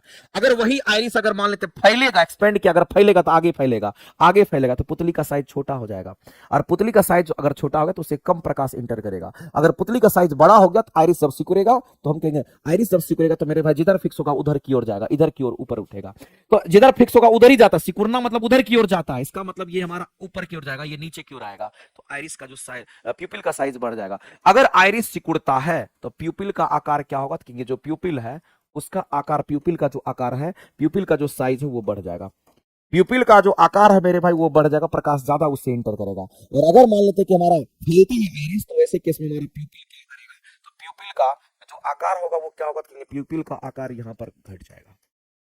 ये बात मेरे भाई आपको ध्यान रखना है। और प्यूपिल केवल ब्लैक कलर का होता है। तो बताइए पुतली का आकार डैश की सहायता से छोटा बड़ा कर सकते हैं, तो पुतली का आकार अगर छोटा बड़ा अगर हो रहा है, ज्यादा और कम अगर हो रहा है, तो वो कौन कर रहा है, आइरिस कर रहा है। यानी इस क्वेश्चन का अगर आंसर करेंगे तो ऑप्शन नंबर आपका ए करेक्ट हो जाएगा। ऑप्शन नंबर मेरे भाई ए जो है यहाँ पर राइट हो जाएगा। आगे चलते हैं। अगला कहता है इंद्रधनुष का बनना किससे संबंधित है। इंद्रधनुष तो मेरे भाई हमारा किससे बनता है, हम लोग कहेंगे यहाँ पर हमारा क्या होगा, तो वर्ण विक्षेपण ले रखा है, यहाँ पर वर्ण विक्षेपण ले रखा है, तो वर्ण विक्षेपण प्रकाश के वर्ण विक्षेपण के कारण होता है। ठीक है, हम सभी लोग जानते हैं जब कभी भी हम लोग रेनबो की अगर बात करते हैं, किसकी बात कर रहे हैं, अगर हम यहाँ पर रेनबो की बात करते हैं, इसको इंद्रधनुष कहते हैं। इंद्रधनुष में 7 रंग बनता है। कितने रंग बनता है मेरे भाई, 7 रंग का निर्माण होता है। और ये 7 रंग का जो निर्माण होता है, ये जिस प्रोसेस से होता है इसको हम लोग क्या कहते हैं, डिस्पर्सन ऑफ लाइट कहते हैं, इसको प्रकाश का वर्ण विक्षेपण कहते हैं। इसी को हम लोग प्रकाश का क्या कहेंगे, तो इसी को प्रकाश का वर्ण विक्षेपण के नाम से हम लोग जानते हैं। दूसरी बात मेरे भाई ध्यान रखना है कि जब प्रकाश का वर्ण विक्षेपण होता है ना, तो उस समय उसमें क्या होता है, अपवर्तन की भी क्रिया होती है। तो एक तो प्रकाश का वर्ण विक्षेपण हो गया, दूसरा बात आपको ध्यान रखना है, प्रकाश का अपवर्तन होता है। यहाँ पर प्रकाश हमारा प्रकाश का क्या होगा, कहेंगे प्रकाश का अपवर्तन होता है, इस बात को भी आप ध्यान रखेंगे। और तीसरा याद रखना मेरे भाई कि यहाँ पर पूर्ण आंतरिक परावर्तन भी इस केस में हमारा होता है। यहाँ पर पूर्ण आंतरिक परावर्तन भी होता है, इस बात को ध्यान रखना। ये तीनों घटना देखने को मिलता है। लेकिन मेरे भाई इसमें स्कैटरिंग नहीं होगा, इसमें डिफ्रैक्शन नहीं होगा, इसमें हम कहते हैं कि वर्ण विक्षेपण होगा। यानी इस क्वेश्चन का आंसर ये करेंगे, नहीं तो ये तीनों होगा। तो तीन चीज क्या क्या होगा, तो प्रकाश का वर्ण विक्षेपण होता है, प्रकाश का अपवर्तन होता है, क्योंकि जाहिर सी बात है प्रकाश जब आर पार करेगा एक माध्यम से दूसरे माध्यम में जाएगा तो प्रकाश का वर्ण विक्षेपण होगा, कलर चेंज हो जाता है। तो प्रकाश का अपवर्तन भी होगा और साथ साथ पूर्णांतरिक परावर्तन होता है। तो रेनबो हमारा देखने को, रेनबो मेरे भाई सुबह या शाम को देखने को मिलता है, दोपहर में रेनबो का फॉर्मेशन नहीं होता है और हल्की फुल्की बारिश में ऐसा देखने को मिलेगा। Water soluble vitamin B and C होता है, जबकि हमारा फैट सोल्यूबल विटामिन हमारा ए डी ई एंड के होता है। सभी को पता होगा। आगे चलते हैं। अगला हमारा कैटलिस्ट के बारे में कौन सा स्टेटमेंट सही है ये आपको बताना है मेरे भाई। अगर हम यहां पर कैटलिस्ट की अगर बात करते हैं, जिसको उत्प्रेरक कहते हैं, जिसको हम लोग क्या कहते हैं, कैटलिस्ट को हम लोग यहां पर उत्प्रेरक कहते हैं। एक बात याद रखिए मेरे भाई, कैटलिस्ट हमारा रिएक्शन रेट को क्या करता है, तो बढ़ा देता है। आपको ध्यान रखना 99% केस में जो रिएक्शन रेट होता है उस रिएक्शन रेट को ये बढ़ाने का काम करता है, और एक आधे केस में हमारा क्या होता है, घटाता है। लेकिन उत्प्रेरक भी हमारा दो तीन तरह का होता है। उत्प्रेरक में भी आप देखेंगे तो पॉजिटिव कैटलिस्ट होता है जो रिएक्शन रेट को बढ़ाता है, नेगेटिव कैटलिस्ट जो रिएक्शन रेट को घटाता है, और एक ऑटो कैटलिस्ट होता है जो उत्पाद होता है वही उसमें उत्प्रेरक का भी काम करता है। तो मेरे भाई उत्प्रेरक का मेन काम होता है, मुख्य कार्य की बात करते हैं तो मुख्य रूप से 99% केस में यह क्या करता है, रिएक्शन रेट को फास्ट कर देता है। दूसरी बात आपको ध्यान रखना है कि मान लेते कहीं पर हमारा नाइट्रोजन है और हाइड्रोजन, नाइट्रोजन और हाइड्रोजन से मिलकर के क्या बनता है, तो अमोनिया का निर्माण होता है, और ये हम कहते हैं कि इसमें अमोनिया का निर्माण हुआ है। तो यहां पर नाइट्रोजन हाइड्रोजन मिलकर के अमोनिया का निर्माण करेंगे, तो यहां पर मल्टीप्लाई कर दीजिए, हमारा हो गया। इसमें कैटलिस्ट काम करता है, और जो कैटलिस्ट यहां पर काम करता है उस कैटलिस्ट को हम लोग आयरन कहते हैं। और याद रखना मेरे भाई, जो कैटलिस्ट हमारा यूज होता है ये चूर्ण के रूप में इस्तेमाल होता है, ये चूर्णित अवस्था में इस्तेमाल होता है। ये कैसी अवस्था में, तो ये चूर्णित अवस्था में इस्तेमाल होता है, इस बात को ध्यान रखेंगे। और तीसरा बात आपको ध्यान रखना है कि जो कैटलिस्ट आप यूज करेंगे ना, इस रिएक्शन के दौरान जो कैटलिस्ट यूज होता है मेरे भाई, आफ्टर कंप्लीशन ऑफ रिएक्शन हमारा जो कैटलिस्ट उसमें यूज हुआ है वो वही रहेगा। तो हम यहां पर ये कह सकते हैं जो हमारा कैटलिस्ट होता है ना, उसकी भौतिक अवस्था बदल जाती है, उसकी भौतिक अवस्था बदल सकती है, कैटलिस्ट की भौतिक अवस्था बदल सकती है, लेकिन रासायनिक गुण वही रहते हैं। इसकी मेरे भाई भौतिक अवस्था की अगर हम बात करते हैं, इसका भौतिक परिवर्तन इसमें हो सकता है, इसमें भौतिक परिवर्तन होता है, इसमें भौतिक परिवर्तन होगा, भौतिक परिवर्तन होता है, लेकिन मेरे भाई ध्यान रखना है, लेकिन रासायनिक परिवर्तन नहीं होता इसमें, लेकिन रासायनिक परिवर्तन नहीं होगा इसमें, रासायनिक गुण में कोई अंतर नहीं आता इसमें, आप ये कह सकते हैं, लेकिन रासायनिक परिवर्तन नहीं होता। यहाँ पर रासायनिक परिवर्तन हमारा यहाँ पर नहीं होता। किसका नहीं होता है, तो रासायनिक परिवर्तन किसका नहीं होगा, तो मेरे में कैटलिस्ट का नहीं होता है। और कैटलिस्ट जब कभी भी हम यूज करते हैं किसी भी चीज में तो बहुत कम मात्रा में। तो मेरे भाई इस रिएक्शन को अगर हम लोग लेकर चलते हैं तो हम लोग क्या देखें, सबसे पहला चीज हमारा ये है, तो हमने जो आयरन डाला था, जितना मात्रा में आयरन डाला था उतना ही मात्रा में रहेगा। इसके भौतिक अवस्था में परिवर्तन आ सकता है। भौतिक अवस्था कहने वाला क्या, ठोस गैस हो सकता है, ठोस द्रव हो सकता है, लेकिन मेरे भाई जितना ग्राम डाले थे उतने ग्राम रहेगा। यानी कि आयरन जितना डाले थे उतने रहेगा, यानी कि आयरन हो जाएगा ग्राम, आयरन हो जाएगा ज्यादा, ऐसा नहीं होगा। जितना आप डाले थे उतने रहेगा, यानी कि मात्रा अपरिवर्तित ही बनी रहेगी। तो अगर अभिक्रिया के अंत में अगर आप देखेंगे तो स्वयं वह अपरिवर्तित रहता है। कौन कैटलिस्ट की हम बात कर रहे हैं, हम किसकी बात कर रहे हैं, तो हम यहाँ पर कैटलिस्ट की बात कर रहे हैं। ये कैटलिस्ट हमारा अपरिवर्तित रहता है, और आपको ध्यान रखना मेरे भाई, रासायनिक रूप से उसमें कोई परिवर्तन नहीं होता, इसलिए रासायनिक रूप से वो अपरिवर्तित रहता है। लेकिन आप देखेंगे तो फिजिकली वो परिवर्तित हो जाती है, द्रव से ठोस, ठोस से द्रव हो जाता है, इसमें कोई दिक्कत नहीं है। तो ये तो मेरे भाई यहाँ पर हमारा सही स्टेटमेंट है, इसमें कोई दिक्कत नहीं, ये बी हमारा करेक्ट है। दूसरी बात कह रहा है कि जो कैटलिस्ट हमारा होता है वो अभिक्रिया की साम्यावस्था को बदल देता है। मेरे भाई इक्विलिब्रियम कह रहा है कि it changes the equilibrium of the reaction, ये हमारा इक्विलिब्रियम को नहीं बदल पाता है। ये इसका काम ही होता है केवल और केवल, क्या इसका काम होता है, केवल और केवल इसका काम होता है, इसका काम होता है रिएक्शन रेट को फास्ट करना। मेरे भाई इक्विलिब्रियम अगर अवस्था को ये बदलता नहीं, ये केवल और रिएक्शन रेट को फास्ट कर देता है। दूसरी बात आपको ध्यान रखना है, अगर हम यहां पर बात कर रहे हैं मेरे भाई किसका, कैटलिस्ट के बारे में, तो ये रिएक्शन रेट को क्या करता है, अभी जस्ट आपको समझना है कि इसका मेन काम, मुख्य काम 99% केस में रिएक्शन रेट को फास्ट करना।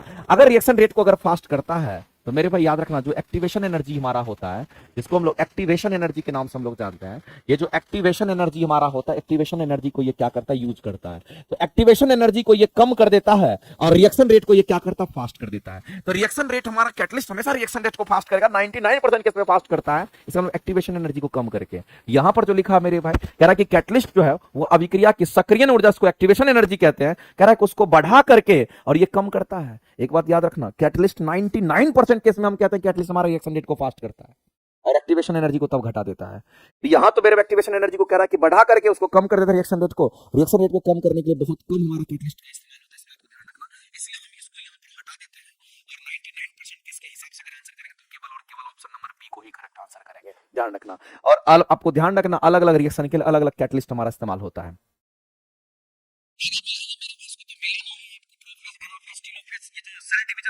होता है जिसको हम लोग माइटोसिस कहते हैं, उस माइटोसिस में जो सेल डिवीजन होता है इसमें आपको मैच कराना है। और इस क्वेश्चन के जो आपके आंसर दे रखे हैं, ऑप्शन नंबर आपका एक करेक्ट आंसर आपको दे रखा है। कब क्या बनता है वो आप देख लीजिए। वन का हमारा सी है, तो वन में प्रोफेज है। प्रोफेज में क्या होगा तुम्हारा, यहाँ पर गुणसूत्र संघनित होते हैं और केंद्रक झिल्ली हमारा विलुप्त हो जाती है। केंद्रक झिल्ली गायब हो जाती है और गुणसूत्र हमारे यहाँ पर बनने लगते हैं, यानी कि जो क्रोमोसोम है वो हमारे कंडेंस होने लगते हैं। उसके बाद मेटाफेज आता है, तो मेटाफेज का क्या हो जाएगा, दो का हमारा ए दे रखा है, तो मेटाफेज में क्या होगा, तो गुणसूत्र मध्यवर्ती प्लेट पर प्रतिबद्ध पंक्तिबद्ध मध्यवर्ती प्लेट पर हो जाता है। उसके बाद एनाफेज में क्या होगा मेरे में, तो गुणसूत्र विपरीत ध्रुव की ओर गति करने लगते हैं। और फिर हमारा टीलोफेज में हमारा क्या होगा, तो गुणसूत्र ध्रुव पर पहुंचते ही केंद्रक झिल्ली पुनः बन जाती है और कोशिका द्रव में उसका फिर से विभाजन होने लगता है। यानी कि इस क्वेश्चन का अगर आंसर करेंगे तो ऑप्शन नंबर डी आप सबको ध्यान में रखिएगा। आगे चलते हैं। अगला क्वेश्चन हमारा दे रखा है, in incomplete dominance what is the phenotype of the F1 generation की बात करें। पता नहीं मेरे भाई इसमें क्वेश्चन में कुछ अधूरा आपको लग रहा है, इसलिए इसको हम अभी छोड़ रहे हैं। आगे चलते हैं। अगला क्वेश्चन हमारा दे रखा है कि genetic code ensure that the one codon generally codes for only on amino acid. आनुवांशिक कोड जिसको जेनेटिक कोड का खोज किसने किया था, तो मेरे भाई हम सभी लोग जानते हैं हरगोविंद खुराना ने जेनेटिक कोड का खोज किया था। आप सभी लोग जानते हैं कि कौन सी विशेषता यह सुनिश्चित करती है कि एक कोडोन की बात करते हैं जो सामान्यतः केवल एक ही एमिनो एसिड का निर्माण करता है, उसको हम लोग क्या कहते हैं, उसको हम लोग बोलते हैं एनाम्बिजियस के नाम से हम लोग जानते हैं। ये प्रोसेस होता है, इस प्रोसेस को यही हम लोग बोलते हैं। अगला हमारे पास दे रखा है कि C3 पौधे में प्रकाश संश्लेषण की क्रिया होती है। मेरे भाई अब देखो, हम लोग को यह समझना है कि अगर हमारा एक तो C3 पौधा होता है, एक हमारा C4 पौधा भी होता है, दोनों एक दूसरे में उल्टा होता है। अगर हम प्लांट की बात करते हैं ना, ये जो प्लांट हमारा होता है, दो तरह का प्लांट होता है। एक को अगर हम C3 कहते हैं, दूसरे को C4 कहना पड़ेगा। दोनों में उल्टा क्या होता है, दोनों में उल्टा ये होता है कि इसमें प्रकाश संश्लेषण की क्रिया होती है, जबकि इसके अंदर हमारा क्या होता है कि हमारा प्रकाश श्वसन की क्रिया होती है। इस बात को ध्यान रखना। तो एक में फोटो रेस्पिरेशन होता है, जबकि एक में मेरे भाई फोटोसिंथेसिस होता है। तो आपको ध्यान रखना, जो C3 हमारा होता है इसमें हमारा क्या होगा, तो फोटो रेस्पिरेशन की क्रिया होती है। इसमें किसकी क्रिया होगी, तो इसमें आपको ध्यान रखना है कि फोटो रेस्पिरेशन की क्रिया होती है। इसमें फोटो रेस्पिरेशन की क्रिया होती है, इसमें फोटो रेस्पिरेशन की क्रिया होती है, इस बात को ध्यान रखना। जबकि C4 में हमारा क्या होता है, फोटोसिंथेसिस की क्रिया होती है। इसमें फोटोसिंथेसिस की क्रिया होती है, फोटोसिंथेसिस की क्रिया होती है। मेरे पास जो C3 पौधा होता है इसमें हमारा गेहूं वगैरह आता है, इस बात को ध्यान रखना। गेहूं हो गया, ज्वार हो गया, मक्का हो गया, ये सब हमारा आता है। गेहूं हो गया, ज्वार हो गया, मक्का हो गया, इस बात को ध्यान रखना। फोटोसिंथेसिस से कई गुना ज्यादा हमारा क्या होता है, फोटो रेस्पिरेशन होता है। और फोटोसिंथेसिस आप जानते हैं जितने भी हरे पेड़ पौधे होते हैं मैक्सिमम में फोटोसिंथेसिस होता है, जिसको हम लोग C4 कहते हैं। और C का मतलब होता है केल्विन साइकिल से हमारा रिलेटेड हमारा होता है। तो मेरे भाई इस बात को आप ध्यान रखना, C3 और C4 में हमारा यही दोनों में अंतर होता है, बस इस चीज को आप ध्यान रखेंगे। तो यहां पर ध्यान रखना है कि जो C3 प्लांट्स हमारा होता है, अगर C3 प्लांट की बात करें इसमें फोटो रेस्पिरेशन होता है। और फोटो रेस्पिरेशन की अगर बात करता है तो मेरे भाई हम सीधा कह सकते हैं फोटो रेस्पिरेशन कहने का मतलब हमारा क्या होगा, C3 प्लांट में इसका मतलब देखो, ऐसा नहीं कि सिर्फ फोटो रेस्पिरेशन ही होता है, फोटो रेस्पिरेशन हमारा ज्यादा होता है और फोटोसिंथेसिस कम होता है। चलो लिख देते हैं, फोटो रेस्पिरेशन की क्रिया क्या होती है, यहां पर ज्यादा होती है,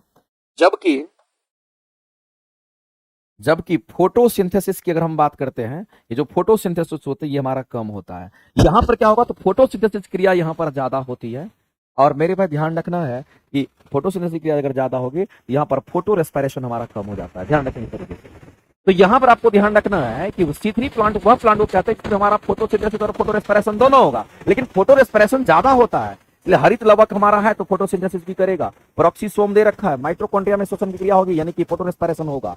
यानी मेरे पास क्वेश्चन का अगर आंसर करेंगे तो ऑप्शन नंबर बी। अगर सिर्फ क्लोरोप्लास्ट होगा तो केवल फोटोसिंथेसिस करेगा तो ये नहीं होगा। तो मेरे भाई यहाँ केवल माइटोकॉन्ड्रिया हमारा नहीं होगा, क्योंकि केवल और केवल ये श्वसन क्रिया कराता है। हम कहेंगे इसमें हरित लवक के साथ साथ हमारा ये दोनों तीनों ये हमारा होगा, इसलिए हम कहेंगे क्योंकि इसमें हमारा ये दोनों क्रियाएं होती है। तो C3 में फोटो रेस्पिरेशन की क्रिया ज्यादा होती है, जबकि फोटोसिंथेसिस कम होता है, जबकि C4 में हमारा जस्ट उसी का उल्टा होता है। आगे मेरे भाई चलते हैं। अगला क्वेश्चन आपका दे रखा है, आगे जो क्वेश्चन आपका दे रखा है, कहां गए हो,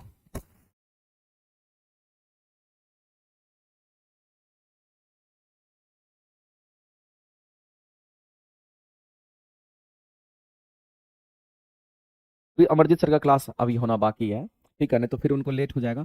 अभी इस क्लासेस को हम यहीं छोड़ेंगे, बाद बाकी जो क्वेश्चन आपका बच गया है उस क्वेश्चन का एनालिसिस आप सभी लोग एक बार करिएगा, ठीक है। क्वेश्चन और लेंदी आगे चल करके तो और लेंदी कुछ कुछ क्वेश्चन आपको दे रखा है, ठीक है, उसमें कम से कम 1 घंटा चाहिए डिस्कशन कराने में। सर कंप्लीट कैसे कर दें, इसी स्टूडियो में अमरजीत सर का भी क्लास होना है, कैसे कंप्लीट करते हैं, छोड़ना पड़ेगा, मजबूरी है, ठीक है। इसलिए आप लोग मेरे भाई जितना तो क्वेश्चन तक करा दिए हैं वहां तक कर लीजिए, तब क्वेश्चन जब तक आए आता रहेगा 2-4 दिन और वेट करते हैं, बोलते हैं, अगर नहीं सुधार होगा तो फिर देखा जाएगा जैसा होगा, ठीक है, क्योंकि बहुत ज़्यादा परेशान होने से भी कुछ नहीं होता है। NCERT based question, NCERT based question तो हम आपको क्लासेस में कराते हैं। एनसीईआरटी एग्जाम्पलर जो हम क्वेश्चन आपको कराएंगे ना, काफी सिलेक्टेड उम्दा क्वेश्चन होगा, उसमें तो आप कहीं सोच ही नहीं सकते हैं, कोई डॉट ही नहीं हो सकता है और कोई काट ही नहीं सकता है वैसे क्वेश्चन के बारे में, तो टेंशन नहीं लेना है, ठीक है।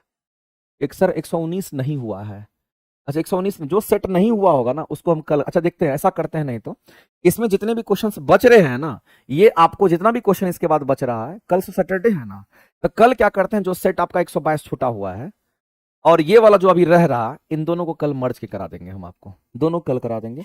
इसका जो क्वेश्चन छूटा हुआ ये करा देंगे, और 122 नंबर जो सेट छूटा हुआ उसका भी डिस्कशन हम कल करा देंगे, कल सैटरडे है वैसे भी करा देंगे, आकर के दिन में ही शेड्यूल लगवा करके करा देंगे, आप सभी लोग उस समय क्लास कर लीजिएगा, अभी छोड़ देते हैं, ठीक है।